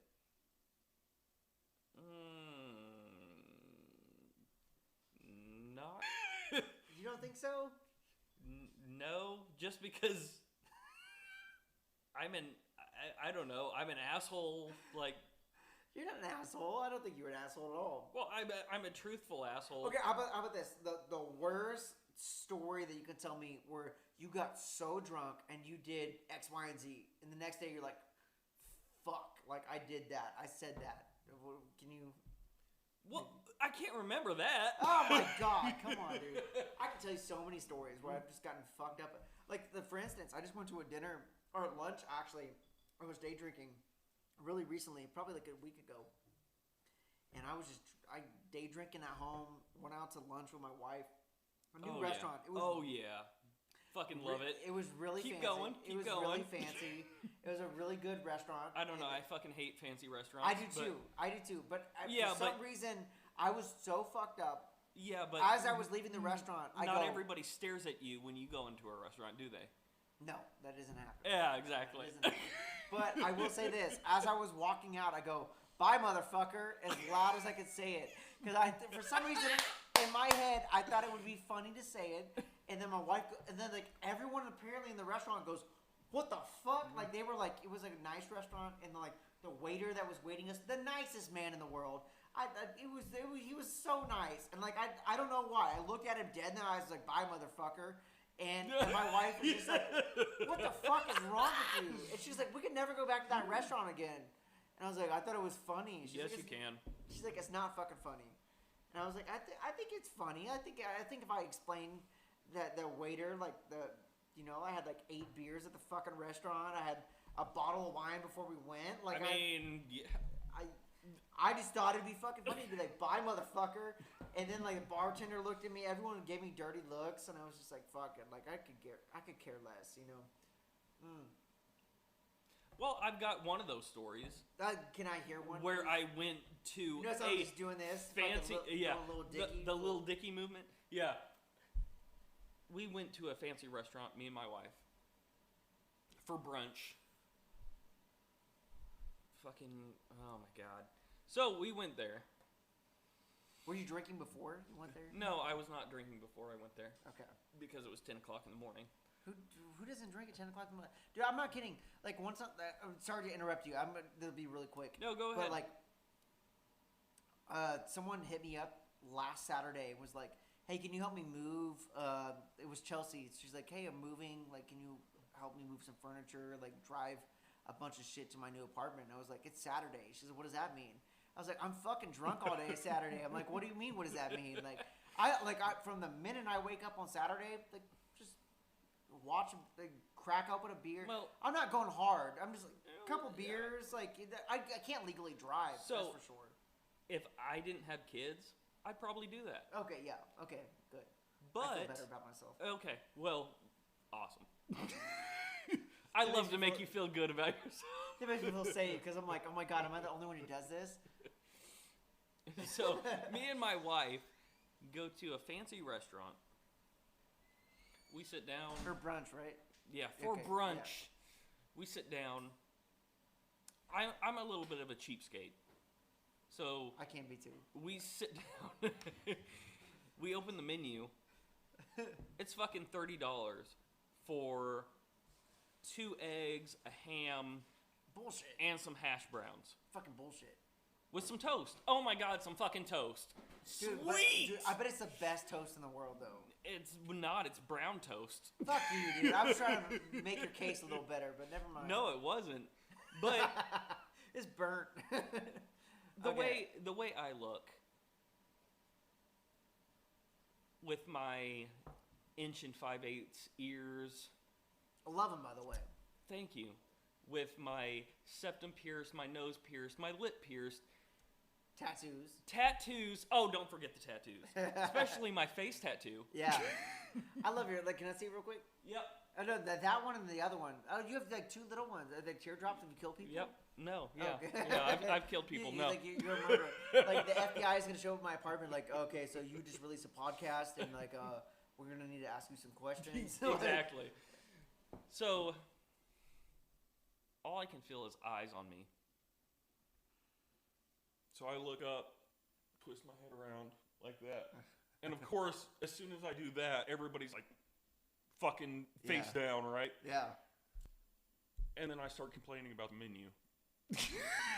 That doesn't help your face. I'm like, God damn, are you because I don't watch my language. I am who I am. You're going to say fuck in public if you want to say fuck in public. Exactly. I am who I am. Especially when you don't have your kids around. You know what I mean? My wife's not the same way. Yeah. Yeah. My wife is a proper lady. So I said, "Are you fucking kidding me? Do you see these prices?" She's like, "It's one time. Just come on. It's all right." So I finished my brunch and everything. And when we go to fancy restaurants and shit like that, and people are staring at me, it's my favorite thing to do is look around to have people fucking look down at their plates real quick. God, it cracks me up. Yeah. Because, you know what? I'm like a fucking unicorn.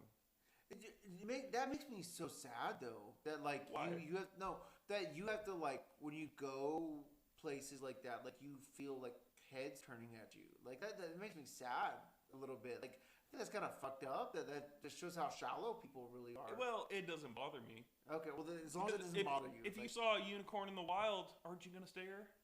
Well, I've never seen a unicorn, sir. Exactly. What was fucked up is that, like, people like Post Malone can go to fucking places like that. Like, you know what I mean? Like, well, he turns heads because he's famous, not because of his body modification.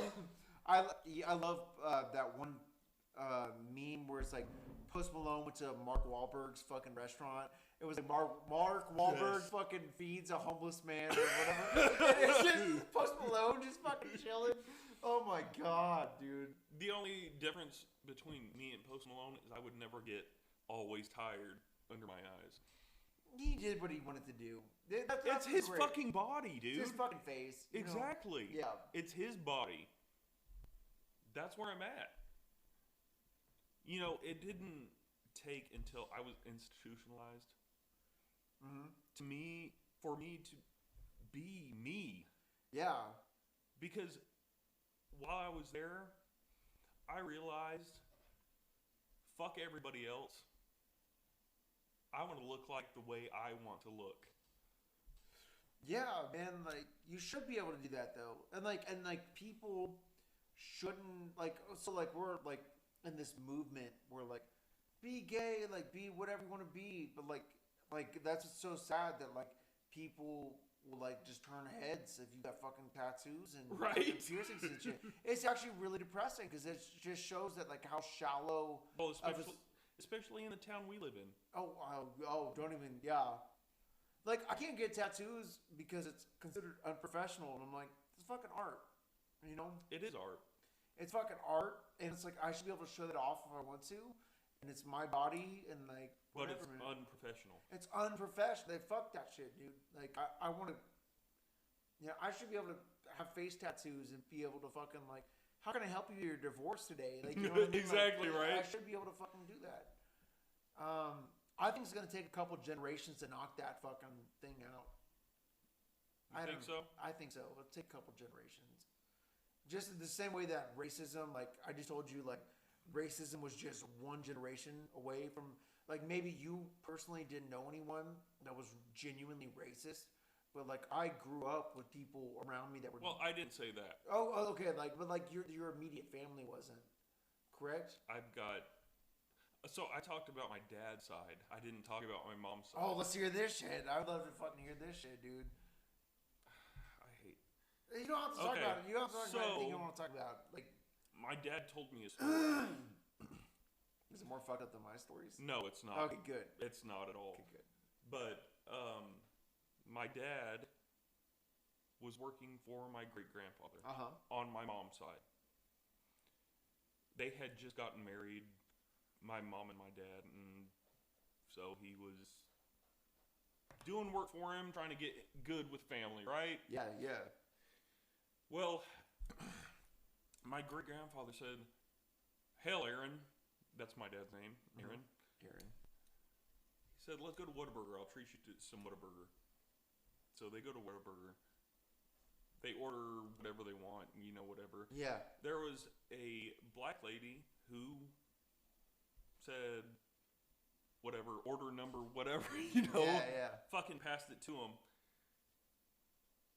And my great-grandfather said, "Are you fucking kidding me? This fucking N-word? Yeah. Yeah. And he walked out. My great grandfather walked out, and my dad was like, "But I'm hungry." Yeah, yeah.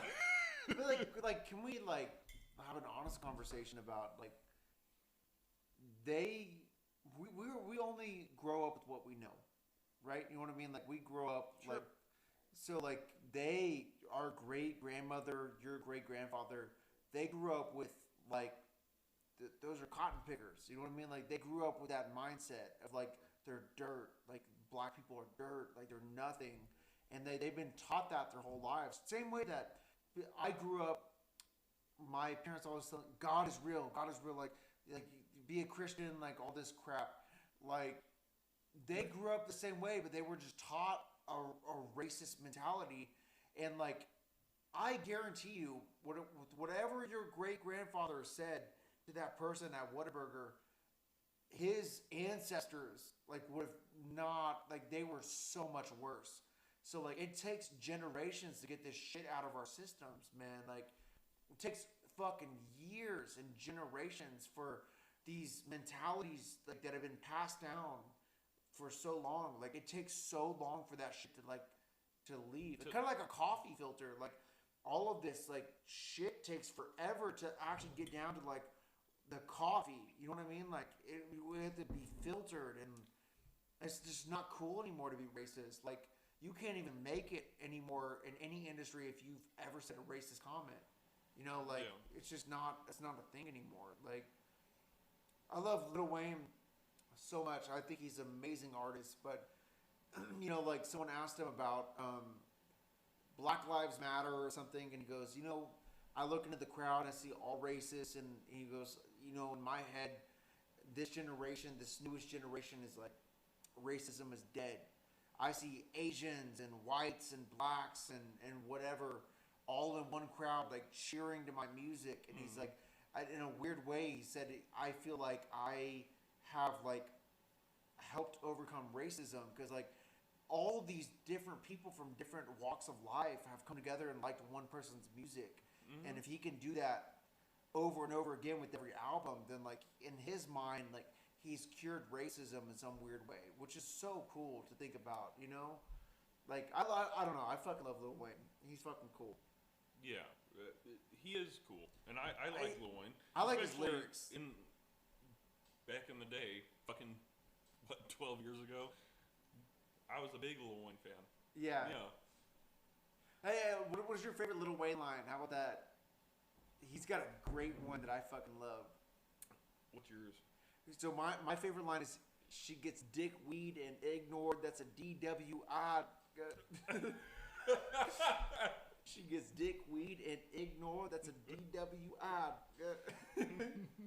That's so fucking genius, dude. It's a fucking genius. Oh my god. I don't know. He's got so many great lines. Want another beer? Yeah, please. I don't know what mine is. Probably a milli. Oh, that's a great song. Fucking Russ, you lick me like a lollipop. Lollipop was such a fucking great song. Remember that one of the first? That was like the end of the fucking thug era. Do you remember one of the first? God. What? You good? No, yeah, I'm saying that was the end of the thug era. It was like, after that, it was all about fucking Molly and all kinds of shit. Oh, I know. No, like one of my favorite Drake songs, and it's like a Lil Wayne and Drake song. It's one Drake, first, like Lil Wayne discovered Drake, Lil Wayne discovered Drake. It was really cool. And what's crazy is that Drake has really surpassed Lil Wayne in terms of like record sales. Drake didn't come from nothing though. No, he didn't. I mean, no, he didn't. But you know, like he was on Degrassi. I fucking love that shit. He was in Degrassi. He was on a wheelchair. I never watched that shit. I never did either. But well, you're too young. Well, no, I was. My wife remembers him from Degrassi. I don't. Dude. I don't, because I thought that shit was dumb as fuck. Oh my god! But like, no, one of my favorite Drake and Lil Wayne songs, right when Drake first kind of blew up, was what was their song? I Just Want to Fuck Every Girl in the World. And they even talk about, like, they even like saying that one of their lines was like maybe even in like 5 years, even Miley Cyrus or something, some shit like that. That was like one of those great fucking songs, dude. I miss that Thug era. No, like that really, like the Carter 3, I think was the end of the Thug era. You know, a Millie, and all that shit. It really was. You know, and like Lil Wayne was one of those rare people who came from that Thug era and surpassed through it, and still was able to stay relevant afterwards. You know, like I believe so. Yeah, he was so. I still love his music. I still fucking bump Lil Wayne like every time he comes out with a new mixtape or album or whatever. But you know, I'm surprised that dude's still alive. Like dude, all the fucking lean that guy drinks. Do you remember fucking G6? Oh yeah. That song G6. G6, but there's also Bedrock. Yeah, Bedrock. Yeah. I fucking love Bedrock. You fuck Bedrock. Yeah. Dude, yes. I love it because like one of my favorite Drake lines of that was like, "I love a sushi roll hotter than wasabi." Oh my god, dude, it's the fucking best. Yeah. Shake and bake, Ricky Bobby. And then it was years later that I realized that like I got her. I hate to see her go, but I love to watch her leave. I have her going back and forth like a soccer team, and I never understood that line until I was older because I was like. He likes to watch her ass while she leaves, so he's got her going back and forth, and he can keep watching her ass. You know, oh my god, man, that's fucking best, man. You know? But at that time, they were just adding shit in. Because in that song, he says, I got a N-word grocery bag. What the fuck? No, I think he says, I got her in a grocery bag. I got her in a grocery bag. I'm pretty sure it's the N-word. I don't know, man. It's just like it was when Nicki Minaj first blew up. So what it was is like Birdman, which is like Lil Wayne's boss, but they just went through a whole lawsuit. I don't even want to get into that. It was so complicated for me to even follow, but basically, every time that Lil Wayne was going to release an album. Every time Drake was going to release an album, every time Nicki Minaj was going to release an album, Birdman would front them $1 million each. And then after all the album sales and after all the shows, he was going to front them another $1 million. And so the reason why the Carter 5 took so long for Lil Wayne to come out with was that Birdman for some reason didn't front Lil Wayne his fucking $1 million. And Lil Wayne was like, I'm not going to fucking put my album out unless I get my fucking $1 million. And he's like, so like, if you're not going to fucking do that for me, he's like, then I'm not going to fucking put this shit out. You're not going to make any money for me. Birdman must have lost probably $100 million because like out of all the 3 years that Lil Wayne would have been touring for the Carter 5, nothing came out. And so they went through this huge lawsuit. And then so Lil Wayne is finally freed from Cash Money Records.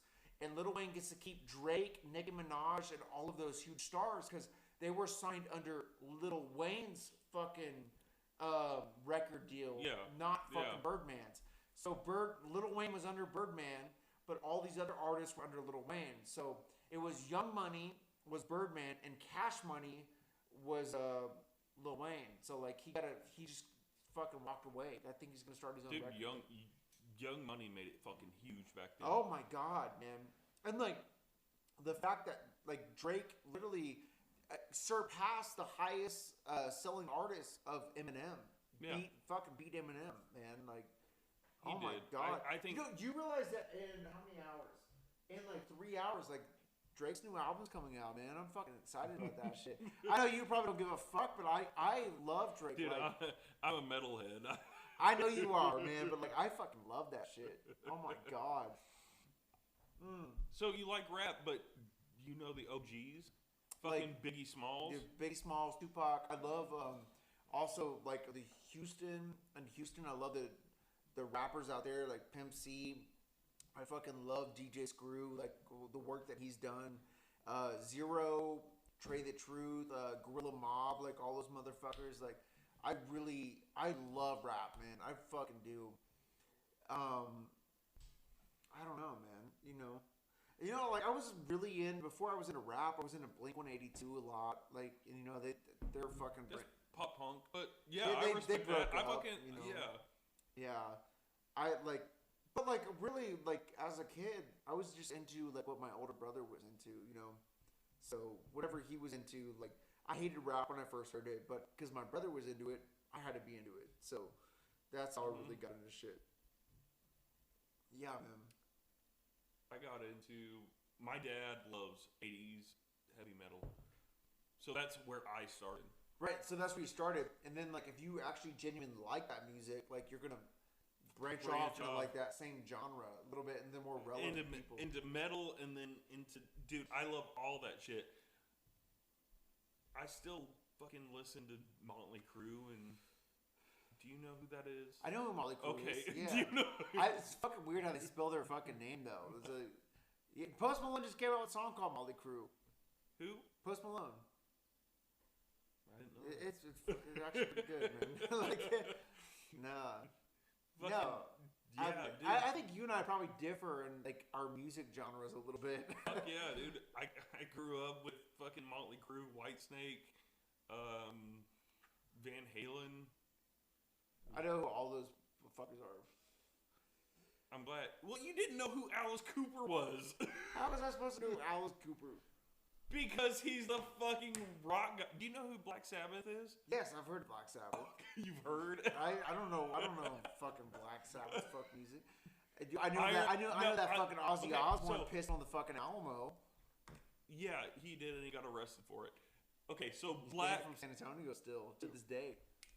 Yeah, that's why he played in Houston on his last tour. And I love that Post Malone did a collab with him.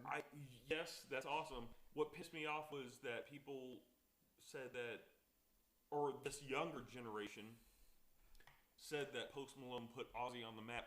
Bitch, fuck you. No, because I Ozzy thought, has been around since the 60s. I thought it was the coolest thing that that Ozzy was even willing to do a song with Post Malone. Ozzy is a rock god. No, I know. Like that's what like people were like, oh my god, like Post Malone got this guy Ozzy Osbourne. Like no, the whole thing was like I was so surprised Ozzy Osbourne was even willing to collaborate with a recent and artist. It's a great song. It's a fucking great song. Slaps, dude. It fucking hits hard. It's a great fucking song. And like what I love is that it's not that Post Malone was willing to do a song with Ozzy Osbourne. Ozzy Osbourne was open to doing a song with Post Malone. Yeah. Because I mean, he is just a fucking legend, dude. I don't even listen to a lot of his music, but I just know that I respect him as a fucking rock legend, man. Like it's fucking cool. It's really fucking cool. You need to listen to some fucking Ozzy. I probably do. I probably need to get loaded and just fucking listen to Ozzy Osbourne. Dude, it's fucking great. So if we're talking about Black Sabbath, the second singer for Black Sabbath, Dio. Have you ever heard of Dio? No. Oh my god. No, don't take this as a sad way. Like, no, open my world. I need to open your world. Yeah, open my eyes up to this shit. Yeah. Dio is one of the greatest fucking singers of all time. Yeah. He plays Holy Diver. Don't know what that is, dude.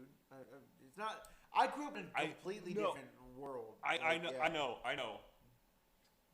You're breaking my balls, dude. You're breaking my balls. Dio. Have you seen Tenacious D? Yes. Yeah. Jack Black's. Yes. Fucking yeah. Yes. Yeah. Dio was in it. Oh no way. On Kickapoo. Okay. Yeah. Dio, can you hear me? Yes. That is Dio. He is fucking great. So Dio started with Black Sabbath, left Black Sabbath to do his own thing. Okay, yeah. Literally one of the fucking greatest dudes of all time. Really ground up. Fucking. Yeah, dude, we could have a whole podcast on this shit. Shit, yeah, hell God. Yeah, on music. Down to earth, fucking great guy. Yeah. Died. Oh. Of cancer. Yeah, it's been about 10 years, but yeah. Dude, one of my favorite, not favorite. At least you know Biggie Smalls. Oh, yeah. Run DMC. Dude, Biggie Smalls and Tupac, like, my brother, like, would always be in charge of, like, what I would put on my phone, rap-wise. Yeah. And I would always, like, I was really heavy into Mac Miller, because, like, just a white kid, like. Honestly, I didn't vibe with Mac Miller. Really? His flow just did not appeal to me. Oh my god, dude, he still is my favorite rapper. I hate that he had to die the way he did, but they say he did because of Ariana Grande. No, that's not it. Yeah, I didn't think that was. No, she had posted right before they broke up.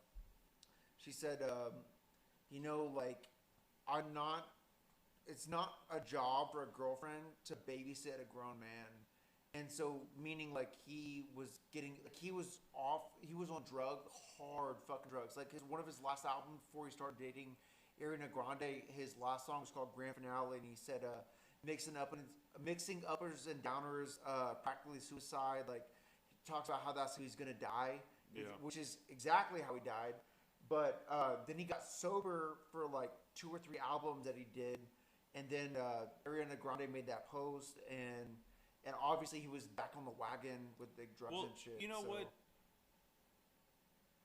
Sometimes you need that. No. Sometimes you need that rock. Yeah. Because when the drugs don't help anymore, and the alcohol doesn't help anymore, you need that fallback. Well, it was so sad because like she broke up with him, and made that public statement like, I can't babysit a grown man. Obviously, he was back on the wagon. Then he got in a really public DUI crash. He was from the club, hit a fucking light post, walked home, and the cops obviously got his fucking read the plates, and then he was fucked up. Like they knocked on the door, and he was honest with him. He's like, "Yeah, that was me." They took him to jail. He bailed out the next day, and then like a month later, fucking overdose, cocaine, alcohol, fentanyl, like all of these fucking painkillers in his system. That's just depressing. But like, back to what I was saying. Like, I was really into him.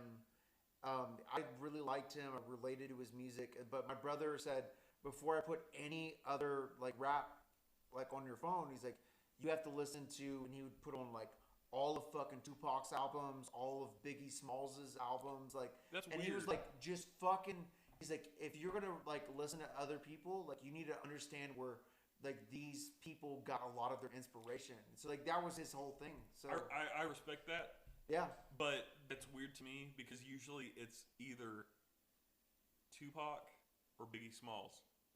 East Coast versus West Coast. Yeah. What's crazy is Snoop Dogg was around the whole fucking time. Dude. Well, he came a little later. Well, no, but he was still like alive while they were alive. Oh, you know yeah, what I mean? yeah, like, dude. It's fucking nuts. Yeah.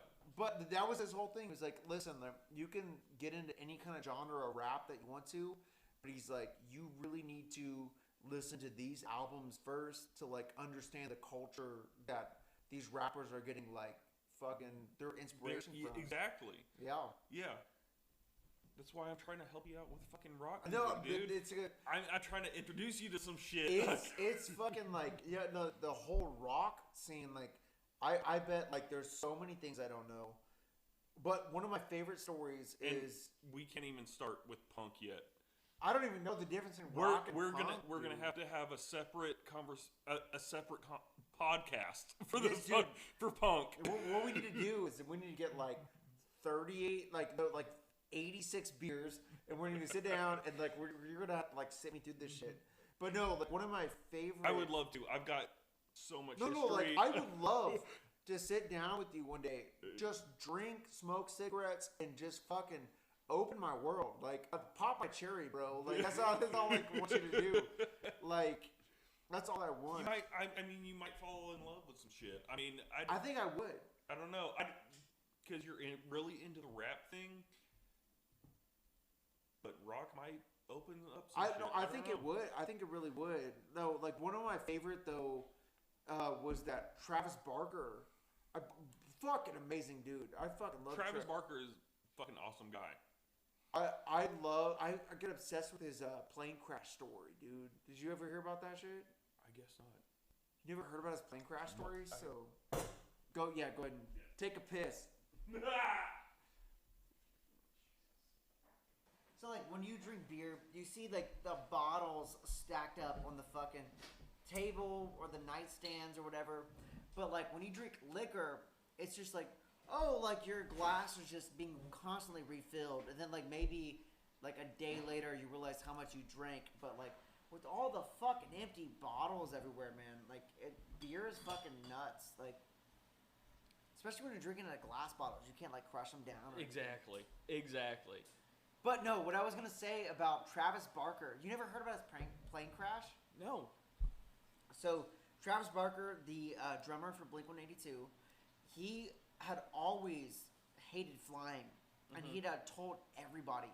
He was heavy into drugs, but he had told everybody that he said the way I'm gonna die, he's like, I'm gonna die in a plane crash. And like this one day, like it was really when Blink-182 was so big, and he had told his manager, he said, you know, I'm gonna die in a plane crash. He's like, that's how I'm going out.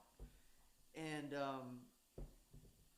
this one day, you know, like he's flying out somewhere on a private jet, and he is sedated. Like, I mean, he is so fucked up off of drugs, and all of a sudden, you know, his plane starts going down, and it's so fucking crazy, dude. Like the way he told everyone how he was gonna die, and it was so crazy. The plane crashes. It apparently scrapes against a highway. They try to land it a certain way, couldn't do it, and then all of a sudden, like he said, the plane went down, scraped against the fucking road, and then it did that a couple more times. Then all of a sudden, bam, blackout. He just fucking must have hit his head or something. Like he was so fucked up anyway off of drugs that like he just went into this blackout mode, and then he woke up and there was flames all around him, and there was people screaming, and there was dead people all around him, and holy shit. And then, you know, like one of his buddies was like trying to open up the plane like exit door. They finally did that. One of his buddies got out, and Travis Barker, you know, like runs towards the door, and apparently he jumped and he rolled around in a bunch of jet fuel, and like his whole body was soaked, dude, like soaked in jet fuel, and he caught flames, and like he's running down the highway, and there's people down the highway like waving their arms to try to like stop people to like take them to the hospital, and you know, like he's burning alive right now at this point. Anyway, I don't know what happened, but plane goes up in flames. He's soaked in jet fuel. His like whole body, apparently like half of almost his entire body was filled with tattoos, and he was saying how like because of like the amount of damage his body went through with all of the like burns, his first tattoos, like when he was like really young, where they were fucking gone, like everything was gone.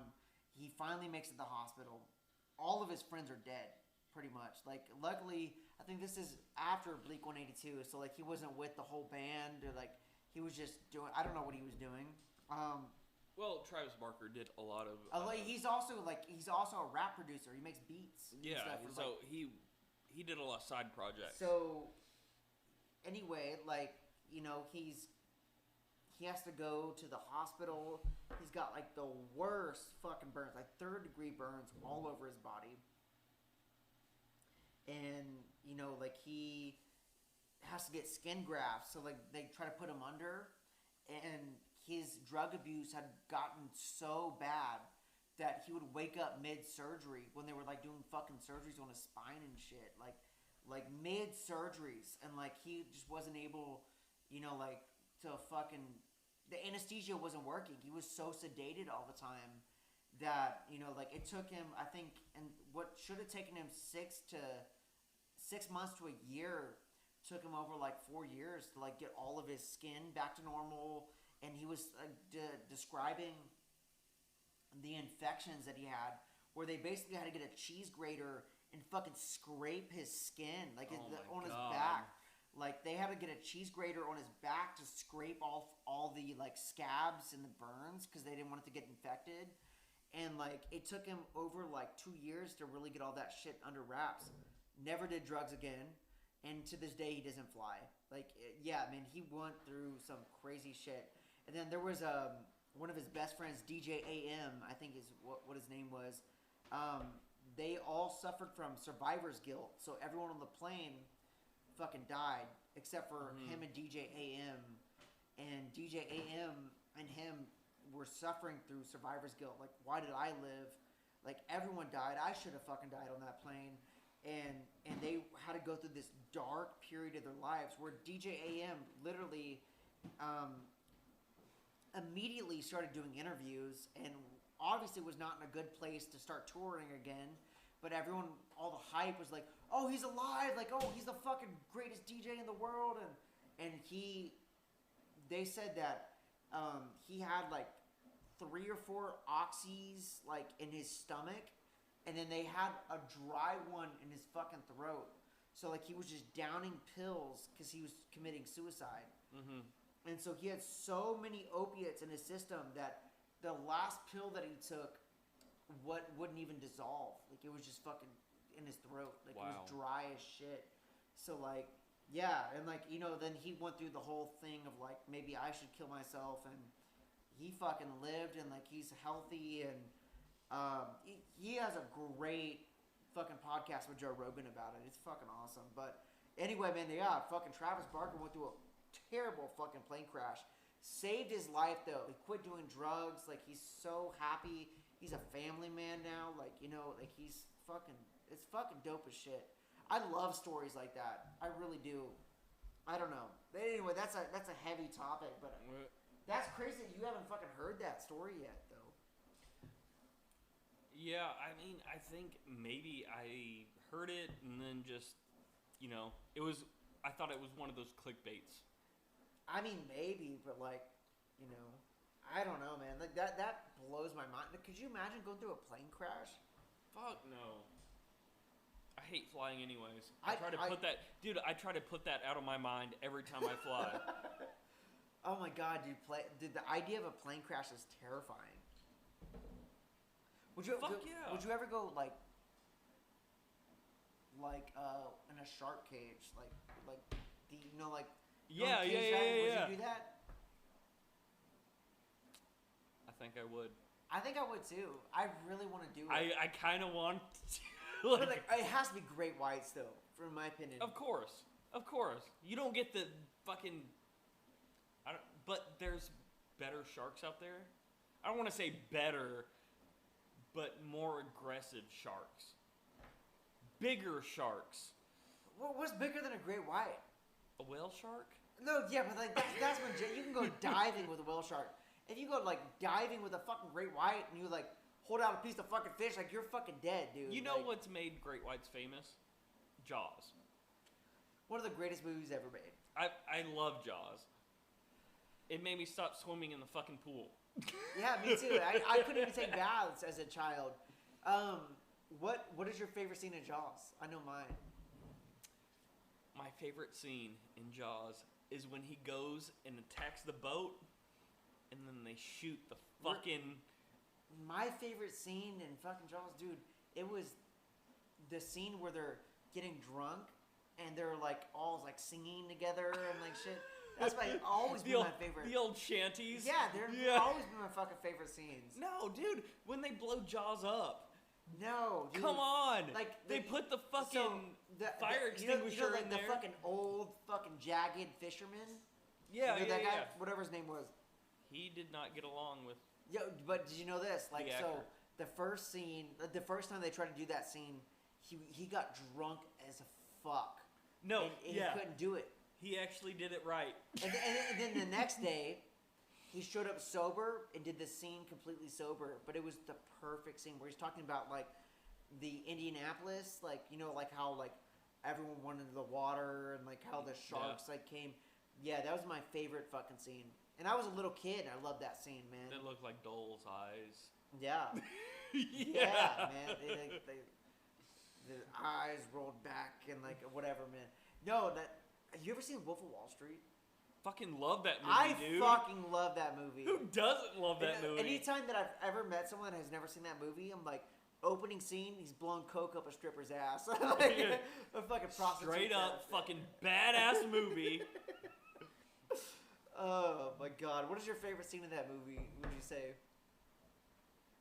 When he's taking the fucking, damn it, what's the sleeping pills called? They're Quaaludes. Quaaludes. Yeah. And he thinks he's talking on the phone, but really he's fucking slurring his words. When I first watched that scene, it's like, no, I never talked to no FBI agent. And he's like, what the fuck did you say? He's like, I never talked to the FBI agent. He just falls back. Yeah. Dude, oh my god. And then he's crawling back to his Lamborghini. Yeah. And yes. then I love at the end, like, where he's like, Mr. Jordan, he's like, I made it home without a scratch. It was a miracle. At the very end, like, the cops show up, like, sir, were you driving your vehicle tonight? And he's like, no, I'm a family man. And he's like all fucked up and off coke and shit. And like his Ferrari is fucked up, dude. Like, yeah. And then it goes back to like a flashback and he's just bumping into shit, like hitting cars. Oh my god. What's crazy is that shit's all real. That's a fucking true story. Quaaludes? No, like the whole story's real. No, like, dude, sleeping pills are no joke. I love sleeping pills. Have you ever had Ambien? No, but I can actually tell you some really cool shit about Ambien. Ambien fucking sucks ass. Have you taken it before? Yes, I was addicted to it. I was oh my god. to the point where I was snorting 4 a night. 4, 5. I don't know how many I was snorting a night. Keep continuing this. I gotta get something. But all I know is that it was addiction. You can be addicted to Ambien. So, one night, me and my buddy,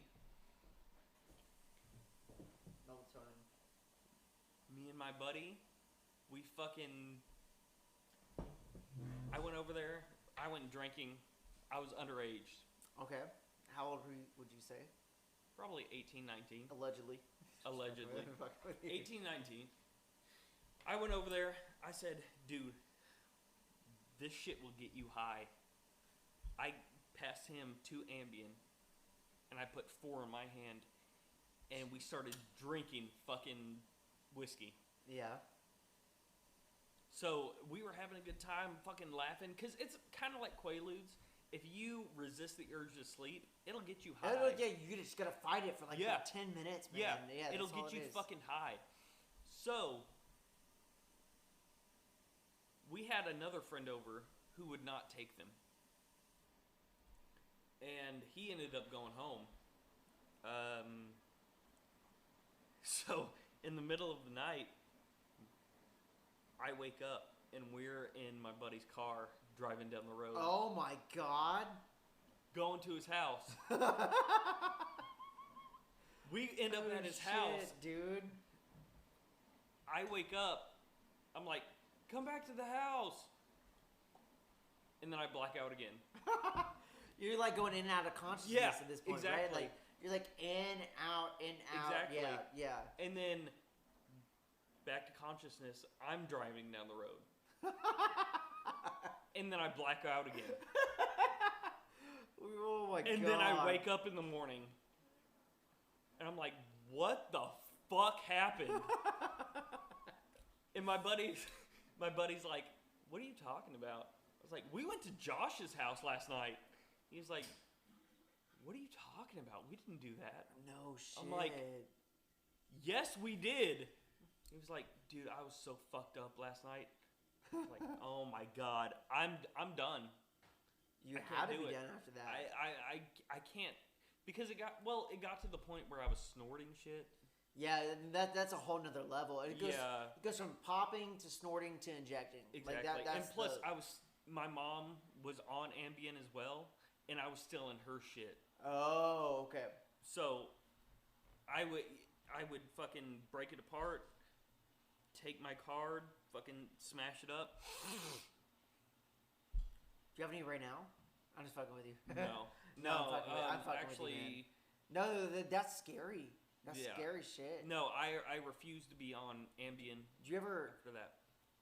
So what I was gonna say about Ambien was, like there's this whole study about there was this paralyzed guy, fucking paralyzed, neck down, in a coma, and he would have muscle spasms while he was sleeping, and so his mom was taking care of him. He's in a fucking coma. Like what kind of life is that? Nothing. and he was having muscle spasms while he was sleeping. And she's like, well, I heard that, you know, it's uncomfortable for people in a coma to have muscle spasms, so she put him on Ambien so that she would crush it up and like put it in like his IV. I don't know how the fuck she gave it to him. And this one night, he was in his bed, and you know, obviously in a fucking coma, and she gave him his Ambien, and she goes to bed, right? And then all of a sudden, she gets woken up at night, and there's a fucking man at her fucking door. She's like, what the fuck? And he's like, hey mom, what's up? And she's like, what the fuck? Like, what the fuck is going on? She starts freaking out, like it was her son that was in the coma. And all of a sudden she realizes that like he's awake and he's walking around. End of the night, he goes back to his fucking bed. Next morning, back in the coma. So then they start doing these studies where they started giving people with brain damage fucking Ambien. There's this other dude that talks like can't fucking talk at all. They give him a fucking Ambien. Dude, oh my god, he starts reading. He starts fucking doing crazy shit. They have this other dude who got a surgery on his mouth, fucked his brain up. He was a ad reader for like fucking Ford and shit. And then they give him Ambien. He can't talk. He's like this, like his fucking mouth doesn't work.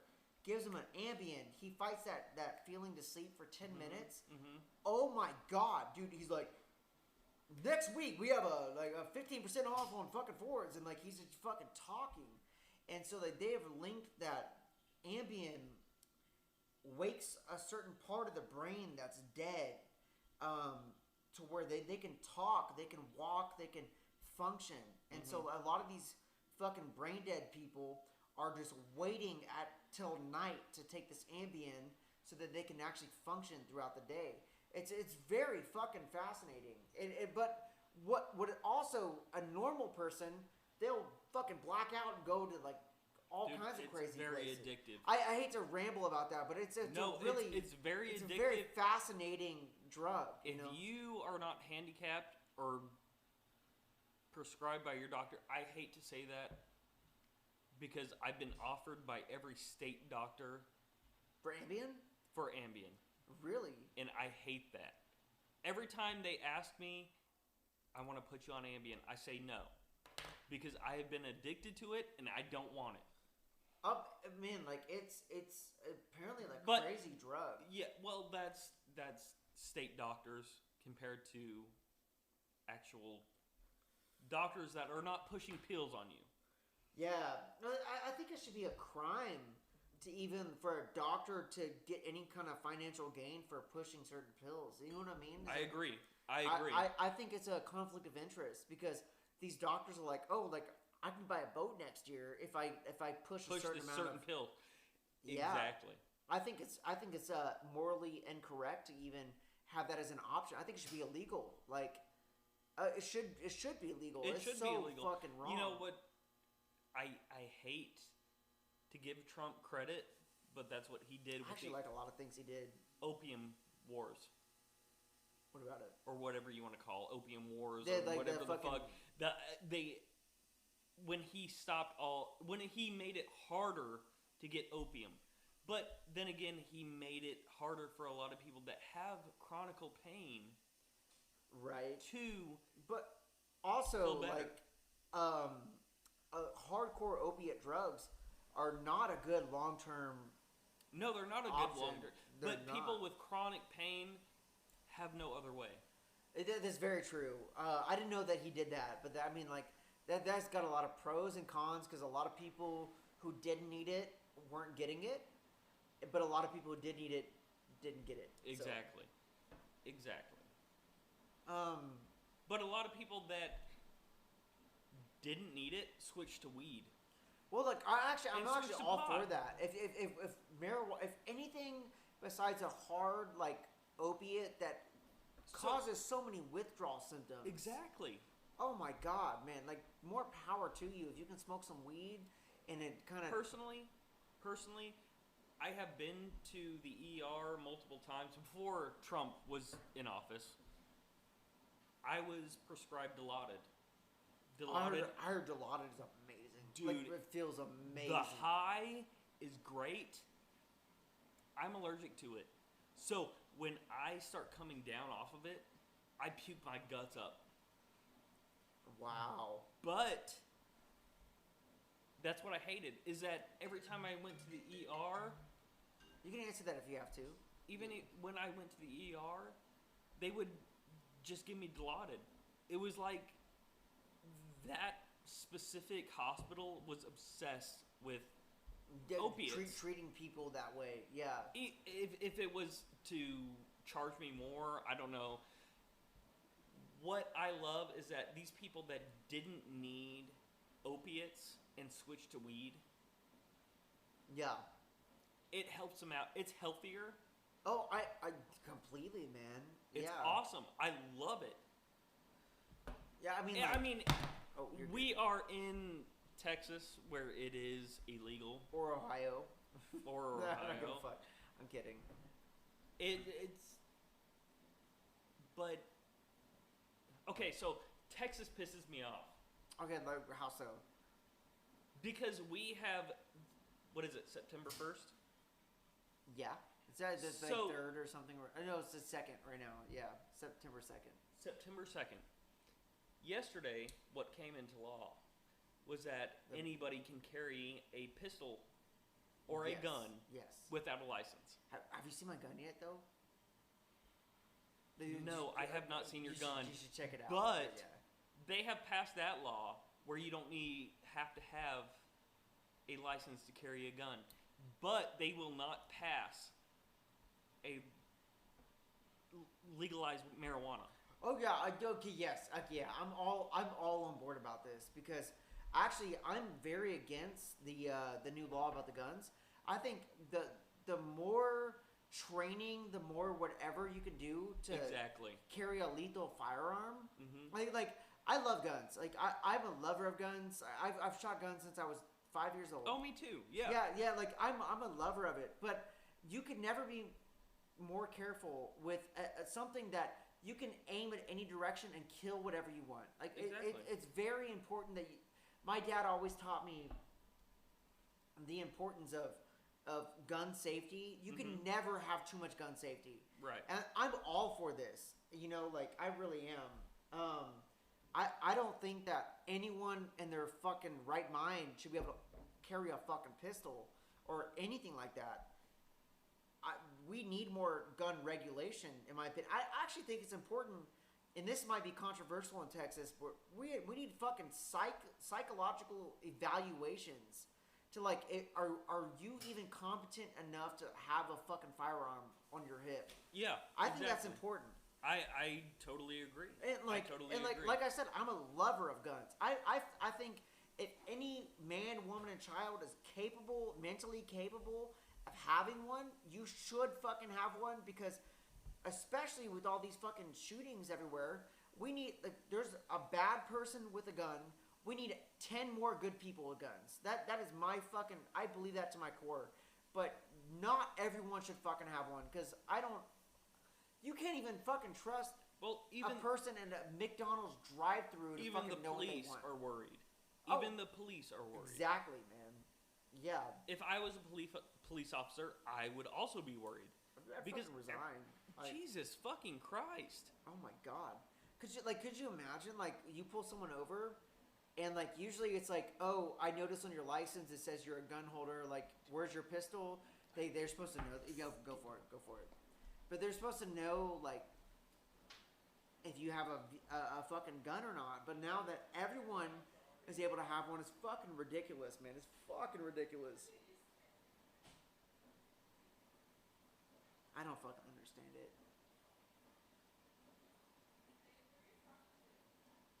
I'm talking to myself.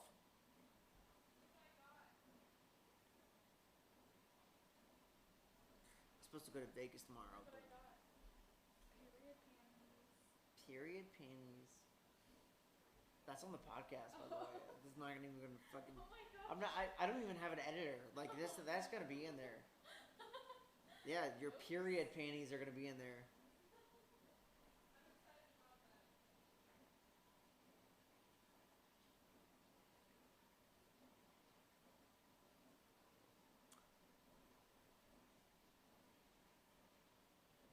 No, but like, yeah, man, like the whole fucking thing about like everyone should be able to have a gun. Like, fuck, are you fucking insane? Like that is like giving your child a fucking heroin needle that's like HIV positive, dude. Like, what the fuck? I don't agree with that. I really don't. I think the license thing was perfect. Like, you had to go through a fucking process to get your fucking license. Yeah, I agree. I agree. And like, I'm not even liberal at all. Like, I am like very, to my core, very conservative. But I'm not that way. Well, like yeah, that's fine. Like what I love also is that you and I are able to sit down and have a fucking conversation about shit that we don't have to fucking agree on everything. But that's what we agree on is love is the way, dude. Yeah. But again, I agree with you. I'm not hardcore liberal. I'm not fucking I'm conservative. I am pretty in the middle about some things, but I would say about the whole like gay, like, equal rights thing, I'm cool with that. Like, the gun rights, like, I'm pretty on the right, but like when it comes down to like no training at all, like fuck you, dude. Like, dude, fuck anyone who thinks that you should be able to have a gun. They walk around with a fucking lethal weapon. Exactly. With no training. How much? It's the Wild Wild West. I've got a story about that. Okay, why don't you go ahead and tell it? Yeah. So, I was working in the oil field. I was wondering why this is so fucking dark. It's not even fucking Miller Lite. I was like, oh my god, like, what the fuck? I went and got you a shiner that you asked for. Listen, dude. Listen, you don't realize. I've been having a hangover all day. I don't fucking know how much I've had to drink. So, me, my brother, my two brothers. Okay. Were working in the oil field. It wasn't my turn to go. I was a swamper. For those that know what a swamper is, what is a swamper? Somebody that, like, for working on a pull truck, which is a gin pull truck. It has two big fucking pipes that meet in the middle. Okay. That hangs down with a, I want to say 3/4 inch line. Yeah. So it's pretty heavy. So they were going to work one day, and our pull truck only ran 55 miles an hour. So our driver was only going 55 miles an hour on the interstate. Okay. There was a truck that pulled up in front of him.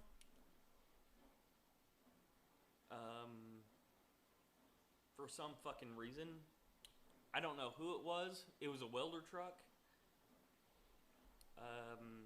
So they were driving along. I don't know what they thought.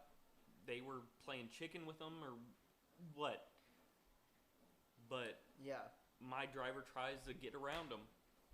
Apparently, they were going slower than 55 miles an hour. Okay. The driver puts two fucking slugs into the passenger window. Oh my god. Where they fucking shot him? Fucking shot at him. Oh my god. Fucking shot him. Shot the truck. Luckily, no one was hit, right? Yeah, no one was hit. Okay, Luckily, God, man. Because I'd be coming for that motherfucker. But oh my god. Luckily, it hit right above the fucking passenger side window. Yeah. And then it hit the engine. What happened to the engine? It hit one of the blocks or something. They had to pull over. They called the cops. The cop said, "Well, this happens all the time." What do you mean it fucking happens all the time? It happens. Dude, Midland and Odessa, it happens all the fucking time. In Texas? In Odessa, Texas? Odessa and Midland, Texas, it happens. I knew that Odessa is like a big like oil field place, but like oh my god, it happens all the fucking time. They just fucking pop fucking rounds on the fucking highway. Are you fucking shitting me? Yeah. Oh my god. No, it fucking happens all the time. Luckily, my brother wasn't hit. He opened the door, got the slug out. The cop said they can't do anything. Unless you got the fucking license number, they can't do anything. That's fucked up. Yeah. Oh, dude, this fucked up thing happened to me recently where I may or may not have been day drinking since 6 o'clock in the morning, and I may or may not have like finished a bottle of whiskey the night before. It's all hypothetical, but the next day, this person that I'm related to, it hits me up and goes, "Hey, man, you want to go to the fucking river with me and my friends?" And like, I didn't want to go, but I'm a people pleaser when I'm drunk. Okay, so like, well, we are where we are in Hill Country, and this is where we are right now. It fucking float in the river? Hell yeah. No, okay, but it's like someone's private land. Oh, it's fucked up. So here's what happened. I may or not be like really fucked up, like for like, I mean like 2 days worth of drinking, like I mean hard drinking, like okay. So fucking. I know where you're at, and when I'm at that point, I'm down for anything. Exactly. it's like I wanted to stay home and watch fucking Rick and Morty, but like no, my fucking cousin hits me up and goes, "Hey man, you want to fucking go to the river with me?" And I'm like, in my head, I'm like, no, I don't. But I'm like, I'm down for anything. Like, fuck my fuckhead. And so, like, anyway, like, we're out at the river, and there's, like, a crowd of people in front of me, and they're showing me their fucking guns. I may not be, like, really fucked up, and I pick up a shotgun, and I may or may not, like, pointed it directly at the fucking crowd of people. But, like, so here's what I was lifting it over my shoulder and pointing it down. But... Mm-hmm. I guess they thought I was so fucked up that I was like willing to fucking kill like 12 people. Like I mean, like I lifted it like 0.2. Like I wasn't even that fucked up to where like I could have accidentally shot a fucking gun. It wasn't even loaded for all I know, but it was like for like 0.2 seconds. Like I lifted it over my shoulder, put it down to my feet, but in that 0.2 seconds. There was like 5 guys around me. They're like, whoa, fucking put that shit down. Dude, we're serious about that shit in fucking Texas. But like, it wasn't even like that. Like, it was like, if I turned around and did, like, it was just me, like, lifting a gun up and doing this. And, like, pointing it down to my feet. And they just thought, like, oh my God, this guy's drunk. Like, he's gonna fucking shoot somebody. Like, oh my God, dude. I've handled guns my whole fucking life. Like, yes, you should be very careful, but, like, it wasn't even loaded. I was just, like, fucking pointing it to my feet.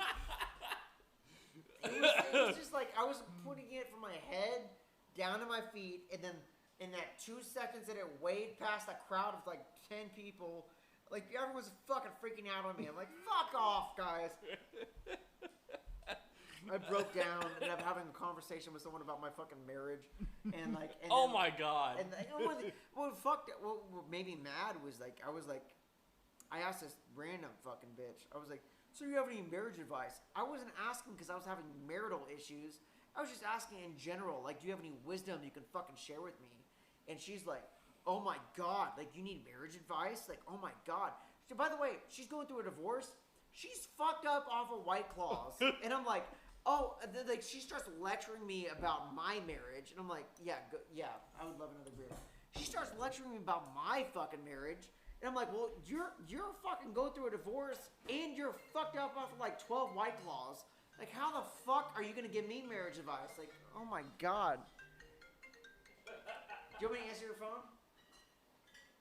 It's your wife, I think. Hello. Yes, he is. He's right here. Yeah. I'm sorry for keeping him for so long. What's up? Did you pause it? Yeah, you're good. What's up? Anyway, so, you know, like, I'm talking to this bitch, and she's like, well, honey, where's your wife right now? I'm like, well, my wife, we had brunch together. I had about 4 or 5 beers. Fuck, I may or may not have drank a lot last night. Well, and she didn't feel like getting fucked up day drinking with me. And I'm here with you now, just hanging out, you know. And she goes, I'm really concerned about your marriage, like the fact that she's not here. I'm like, you mean the fact that my wife doesn't want to fucking day drink with me, like that fucking concerns you? The fact that the thing that should concern you is that I'm the one here day drinking without my fucking wife. And then she starts going off on this rant of like how she's concerned about my marriage, and like at the end it was like, fuck you, bitch. Like I made this fucking scene. Oh my god, it was so fucking fucked up, dude. I was so fucking upset. Becca's amazing. But the thing is, like, I tell everyone this, like, Becca's always taking the stance of, hey, baby, she's always taking the stance of, like, listen, like, we don't have children, like, please, like, get this shit out of your system before we have fucking children. Like, just fucking do it. She's gonna be a great mom, she's like, dude. You want to fucking day drink, but don't do it when we have fucking kids. I'm like, okay. But, like, so, like, this bitch is like, yeah, like, me and my husband, we don't have a great relationship. She starts telling me how he's on fucking meth. I'm like, well, you're not much better. Like, you're fucked up. Like, your kids are running around. Like, there's a bunch of, like, 18-year-olds just fucking getting fucked up. Like, I'm like, so, like, then I start realizing, like, I probably shouldn't have asked this woman for, like, fucking marriage advice.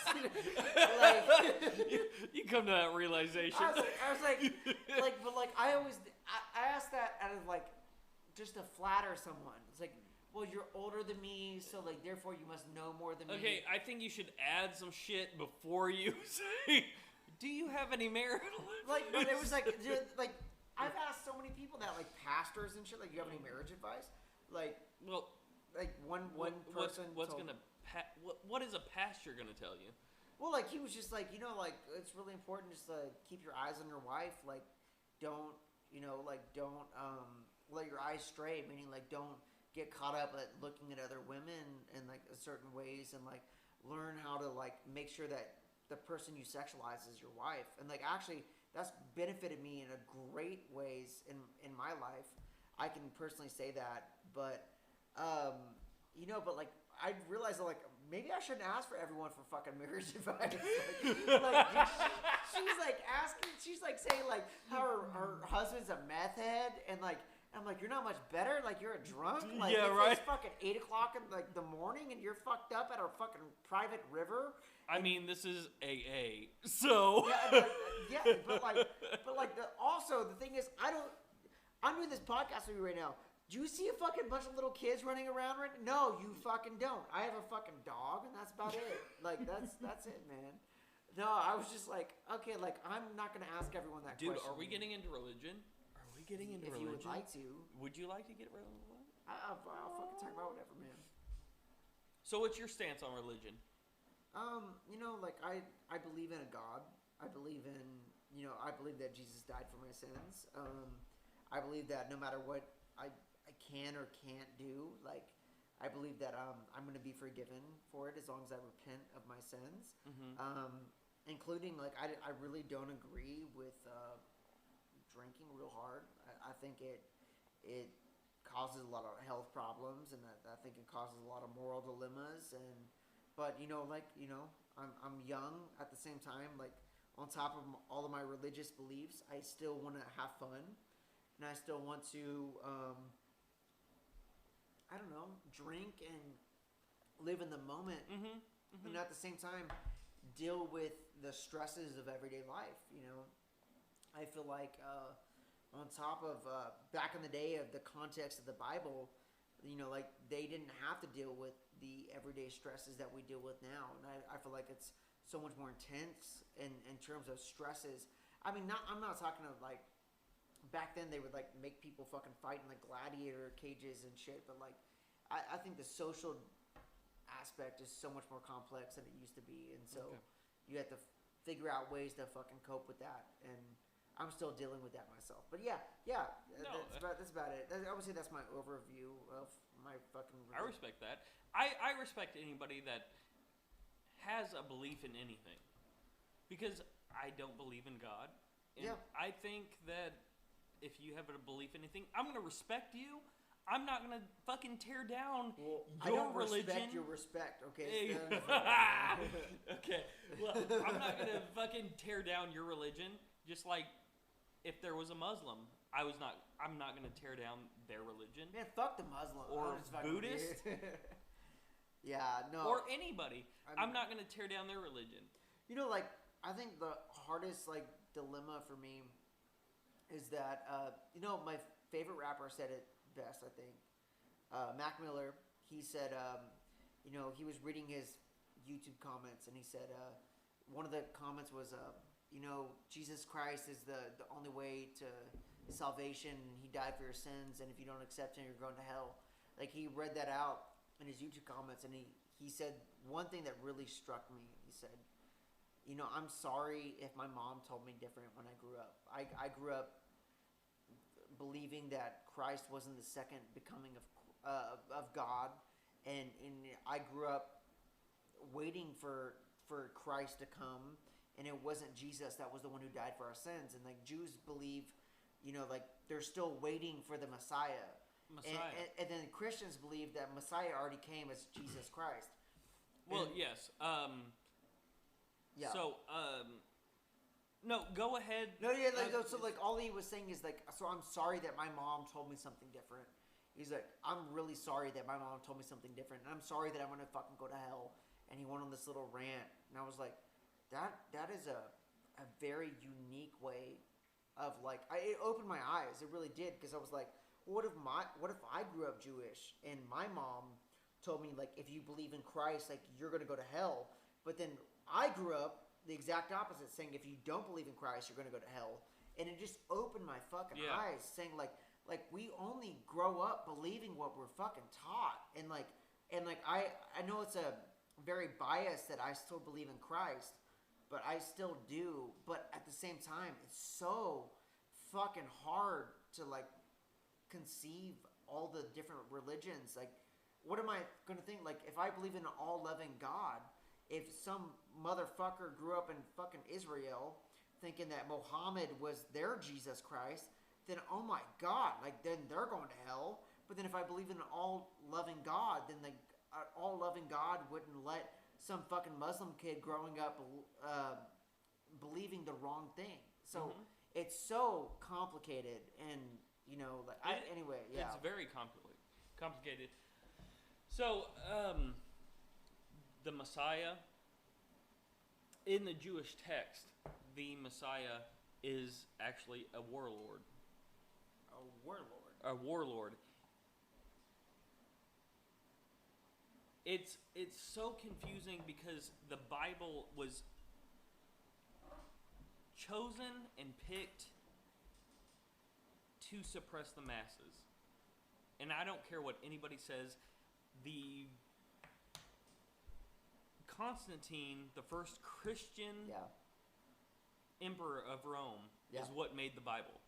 And then it was redirected during the 19th century. The Council of Nicaea was the one who really constructed the Bible, the final construction of the Bible, and that was all led by the Holy Spirit. Who knows what we had before then?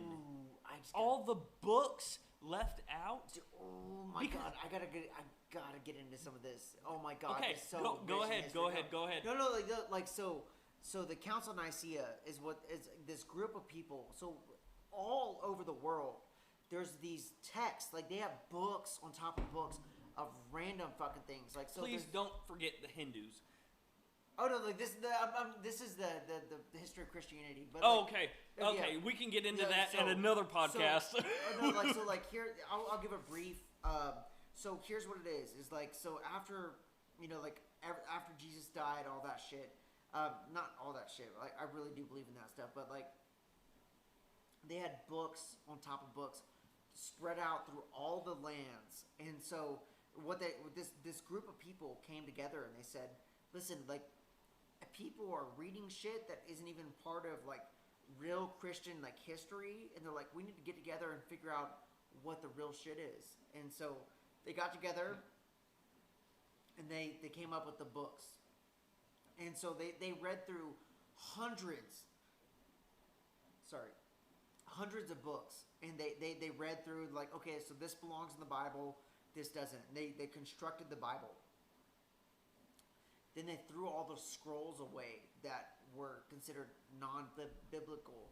But people in these villages have been considering this shit as the Bible for years, and so they were gonna burn them. But what happened was there was this man that was oh my God, all this fucking history is going to be gone. So what he did was they were all in a pile that were going to be burned, and he made fucking copies of all of them. And then so there's a separate set of texts that were supposedly part of the Bible that people cut out of the Bible. So we have the Bible that we have now, but there was like... Which Bible do you go by? The King James version? King James, yeah. The King James or like NIV, like it's just all like translations from like, you know, like the regular Bible. Mm-hmm. But like all of the there are hundreds of fucking other texts that this man made copies of. And so you can actually read them. Like one of my favorite that I've read was fuck, man, it was about the beginning, like it was like right after Genesis. It was so interesting, but it's not considered canon in the fucking Bible like fucking world. But it was so fucking fascinating. Talked about like how the demons, like, you know, the fallen angels came down and mated with fucking humans, and like the fucking demons taught us the Nephilim. The Nephilim. Yeah, the Nephilim was the product of a demon and a human making a child. Which became giants, by the way. Yeah, which became giants, and there's actually proof of that. And it's very fascinating because, you know, like fucking Goliath was considered like a Nephilim. Mm-hmm. And so like it was just... And actually there's also other... There's modern day... Like Andre the Giant. No, not Andre the Giant. No, okay. Yeah. not Andre the Giant. There's modern day Nephilim, or what are you going to say? Modern day Nephilim, there was a soldier in Iraq. It happened maybe 20 years ago, 15 years ago. So this is all conspiracy. Conspiracy. Yeah, conspiracy. Quotation marks. So what happened was a team had went missing. Okay. In the Iraqi mountains. So a second team was sent. There was a giant, 15 feet tall. He stunk. What do you mean he stunk? Like he smelled bad? Yeah, he smelled bad. He was... It was like an odor like he hasn't taken a bath. Okay, yeah. In like fucking years. Yeah, kind of like you right now, motherfucker. I just remember, you smell great, man. You smell great. Yeah. Well, so they discover things that they haven't, like, they discover signs that their team has been there. Yeah. At this cave, a giant comes out, 15 foot tall. They start shooting at it, and it kills 5-6 men. Really? And then finally it goes down, dead. For some reason, I don't know if maybe they hit the right spot. I don't know if it was just finally enough bullets did it. And then a helicopter came, picked it up, and left. No shit. And never was heard from again, and yeah. Wow, that's fucking nuts, man. That's fucking nuts. And you know, I've heard of oh my god, there's so many things I could just fucking There's rant so on. many fucking theories. There's so many fucking things I could just rant on about. Which is the reason I don't believe in God.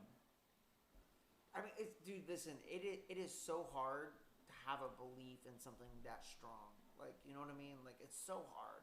I found it easier. Really? So I went through a time where I was not believing in God, and then I believed in God again, and I found it easier, if that makes sense, because I just left it all up to a higher being that to me did not do anything for me. Yeah. And then I came back to history. Mm-hmm. What is taught in our history, what is... I mean, it's our civil humanity. Yeah. Let's just start from humanity. Have always had gods. Let me hit that. Yeah, man, go for it. You just inhale.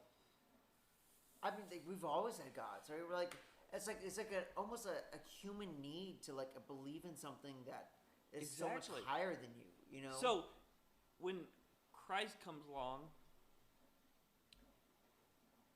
Yahweh, or whatever you want to believe in. Yeah. He's the newest God. Yeah. Because before him, it was Odin as the highest. And I'm talking about the highest. Yeah. There is God, there is Odin, there is Zeus. And before that, there was another God. It's humanity thinking above themselves, above why things are happening. And a belief that, there was many beliefs. And even Satan or the devil is not in the Bible. Yeah. Hell is not in the Bible. Well, it is. I mean, they talk about it in the Bible. Where? Man, I wish I was really well. I'm really drunk. No, right okay. now. So there are plenty of. I'll tell you. Yeah. I'll tell you. Yeah. Hell that is described is not in the Bible. Okay. The fiery pits was a place where people used to throw their trash. Christ, or who you call Christ. Yeah. Is said that it was like if a soul, which I believe in a soul. I believe in a soul. I believe in a soul. Yeah. So he said, could not enter the kingdom of heaven. It would just be destroyed. It would not be tortured. Well, like, there's so many verses. Like, exactly. There's so many verses, and it's confusing. But historical, this is what I'm taking it off of. It's historical accounts. Okay. Because we don't know where we came from. Fucking 90% or 98% of human history is lost. I would agree with that, definitely.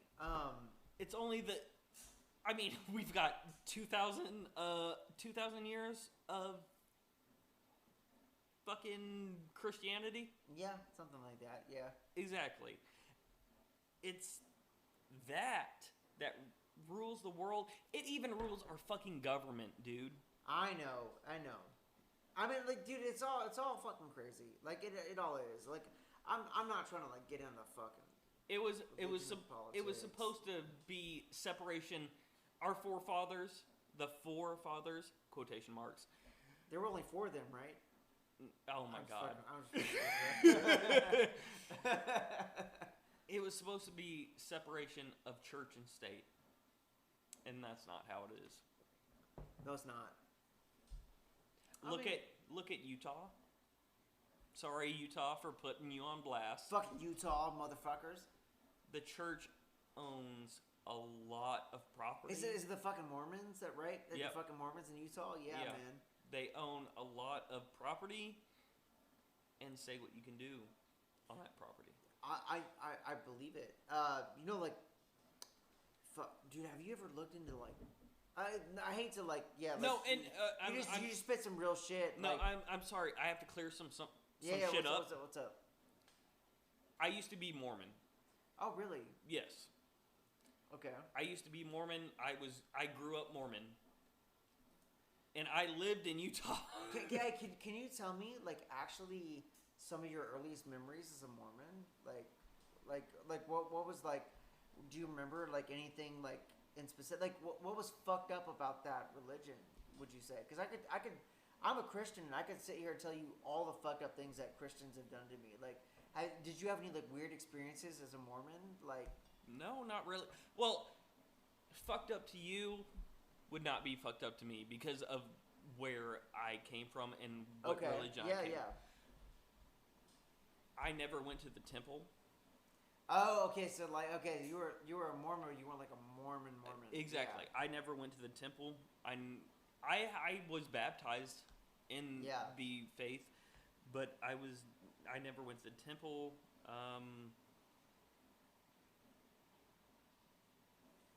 I did No, okay, so I'll take that back because I went to the temple and I did baptisms for the dead.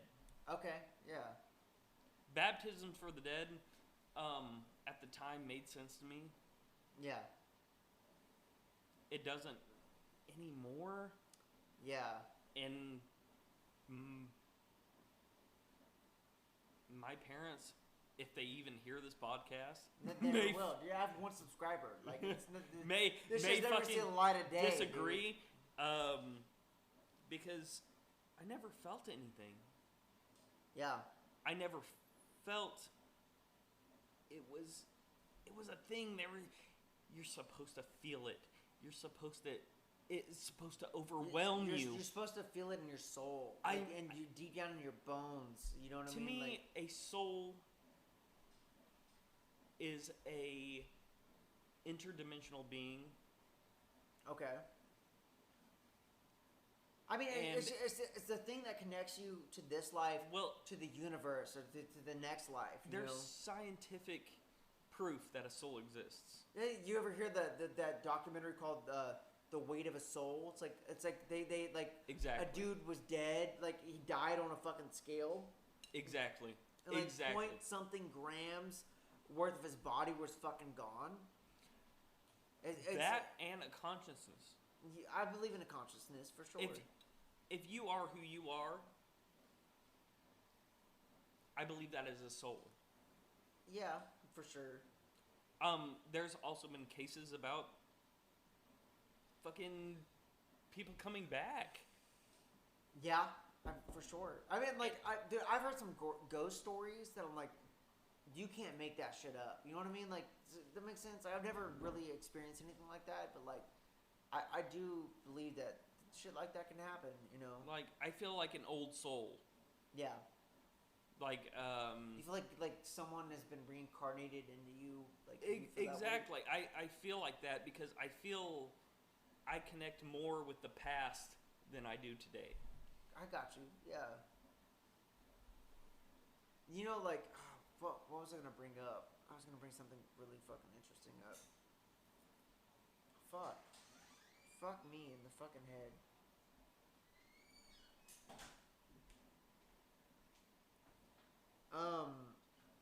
Maybe it had something to do with religion. What the fuck? Maybe it had something to do. I mean, that's all. I don't remember, man. I don't fucking. I mean, there's I had something really, like a really good point I wanted to bring up.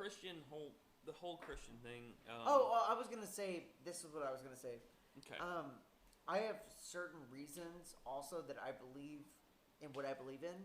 Okay. But they're definitely not things that like I'm very open about. Like there have been some experiences in my life that I've had that I'm very open to sharing with them outside of this fucking podcast. But like, yeah, I've had some fucking wild. Honestly, me and you have to share some experiences very because wild fucking experiences. I have the same thing. But they sound so crazy to like the outside world that like it's almost one of those things that I've maybe told like one or two people, and then like it's just like I don't even fucking tell everybody because people look at me like I'm a fucking nutcase. You know what I mean? Like so like that's probably I think what I was gonna say, but fuck, that took me forever to get to that point. Oh my god. How many fucking beers have we had tonight, man? Fucking a lot, dude. Anyways, religion isn't real. You fucking aliens exist. Religion isn't real. I fucking love all of you. Fucking get it. Are you down, dude? man? I gotta fucking share some experiences with you. Are we trying to end it right now? Mm-hmm. All right, man. Well, guys, thank you. You're another person who made it through Alcoholics Anonymous. So, cheers, motherfuckers. Blank Beats Production. Yeah. This is my podcast. This is my show. If you don't fuck with Christy, man, it's time you gotta go. If you wanna drink, let me pour a little mo. I just wanna fucking glow. I don't wanna take it slow. I was drinking at 11 fucking years old. I was playing G.I. Joe. I don't wanna fuck with hoes. I just wanna fucking flow, man. Mom saying she don't need a fucking alcoholic in the house. So Chelsea moved out, her apartment got loud. It was fucking going down, everybody fucking drowned. Everybody drinking Crown, everybody throw it down. Everybody love the sound, man. Ta ta ta, you fucking retard. I don't give a fuck if I'm going too hard. Pay for my dick with a fucking debit card. Christy bad as fuck, sucking dick up in a car. Said she got standards, it's fucking so bizarre. She don't like him soft, man, she fucking like him hard. Jesse play his part, but he's way be apart, man, yeah. Whoa, whoa. This is Alcoholic Anonymous. Whoa, whoa. Like, I bet you got the shakes. Like, Fucking alcoholic, man, I bet you got the shit. Okay, here. Okay. Okay, guys, come on. It's quite enough, yeah. Blank Beats Yeah, Production. yeah. Whoa, whoa, yeah. What the fuck, Jake? Man, you got me fucking baked. You fucking alcoholic, man. I bet you got the shakes like a fucking earthquake, like for motherfucking sakes. Yeah, yeah. Ta ta ta, you fucking retard. Ta ta ta, you fucking retard. Yeah, yeah. Like it, share it, fuck it, drink it. This is Alcoholics Anonymous. Okay, guys. It's quite enough, yeah. Yeah. Whoa, yeah. What the fuck, Jake? Man, you got me fucking baked. You fucking alcoholic, man. I bet you got the shakes like a fucking earthquake, like for motherfucking sakes, yeah. Ta ta ta, you fucking retard. Ta ta ta, you fucking retard, yeah. Like it, share it, fuck it, drink it. This is Alcoholics Anonymous.